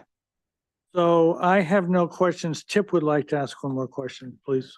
Yeah, so obviously I was not here at the last meeting, so probably, and I'm not sure why I was not at the site visit, but just a question. I'm probably a little late for this, but since this is a brand new house, am I correct? Have you looked at putting the garage where you show the car? I mean, as you turn to the driveway, you turn left and put the garage at the most conveniently located instead of go all the way to the site, past the beautiful tree, all the way to the left. Well, we did look at that. That was one of the first things we came up with, was if you were halfway up the driveway, you could take a left and go under the house into a garage. But they only didn't like the idea of driving by the garage doors on this way. And it would have been in order to back out of the garage, you would have been going off the edge of that hillside when it would have you would have to have enough room to be safe. And so now the driveway is like 30 feet wide. And we didn't think that was We also are great. trying to get to a flat garage off of the sloping driveway. Right. Are there offsite views? One quick question. Are there offsite views They're off-site views as far as ocean views or mountain views? Only from the second story. The second stories. The mountains are that way, and there's a little bit, not much. But you're up on the second floor. Northeast. Upper right. Okay, all right, thank you. Outdoor lighting, we had a talk when we heard about Rancho San Carlos, and we were discussing downlights, what we're showing, and we have very minimal just walk lights. Public comment. Is there anybody that would like to address the board on item number 8, 247 Olive Mill Road, please? No. No request to speak. Comments, we are on for prelim final. Tip, comments, please. Well, as I said, I miss all the previous meetings, so it's almost like I think the train left the station and pretty much arrived. So I think it's a nice project, but I just have generally have a fundamental question about how to lay out the site, especially the brand new house on an acre site. And I do believe that, saving the beautiful big 36-inch redwood is a must. But I just look at this with how much paving we have and everything. I'm not sure it's the best use of the site or not for the site that big, and especially to encroach into the rear side yard of the new 800 square foot building. So those just my general comments. But other than that, I mean, as I said, at this point, I think I can support the project moving ahead. Thank you. Rob, please. Comments? Excuse me, Robert. I apologize. Robert, please.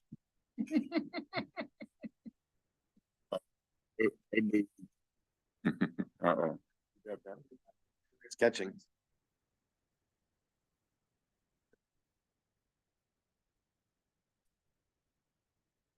Well, the garage and the rear setback at 12 feet is in the zoning code in Montecito, and I think saving that redwood tree is great, and it's a nice looking home. And if the fire department wants that big turnaround, you can't park cars in there. So I see why you have the service court off the new garage too. So I support this for prelim and final. Rob, please, comments? I agree with the comments from the other board members, and actually I guess the completeness of the landscape plans would be something I would have liked to have shown the previous applicant, just to show them what we're kind of looking for. So anyways, I think it's a good looking project across the board. So thank you. Claire, please. I have no. And neither do I. And to that end, I move for preliminary final as submitted. Is there a second? Is there any further discussion, please? All those in favor? Aye. Aye. Thank you. Gentlemen, if you don't know, Claire is retiring at the end of this year. She has one more meeting. It's only been 42 years. Next week, next month is my last meeting. 2 weeks. I'll move for adjournment. Is there a second, please? I'll second Yeah, that. well, thank you, guys. I was actually gonna. Aye. All those in favor? Aye. Aye, unanimous. Well, because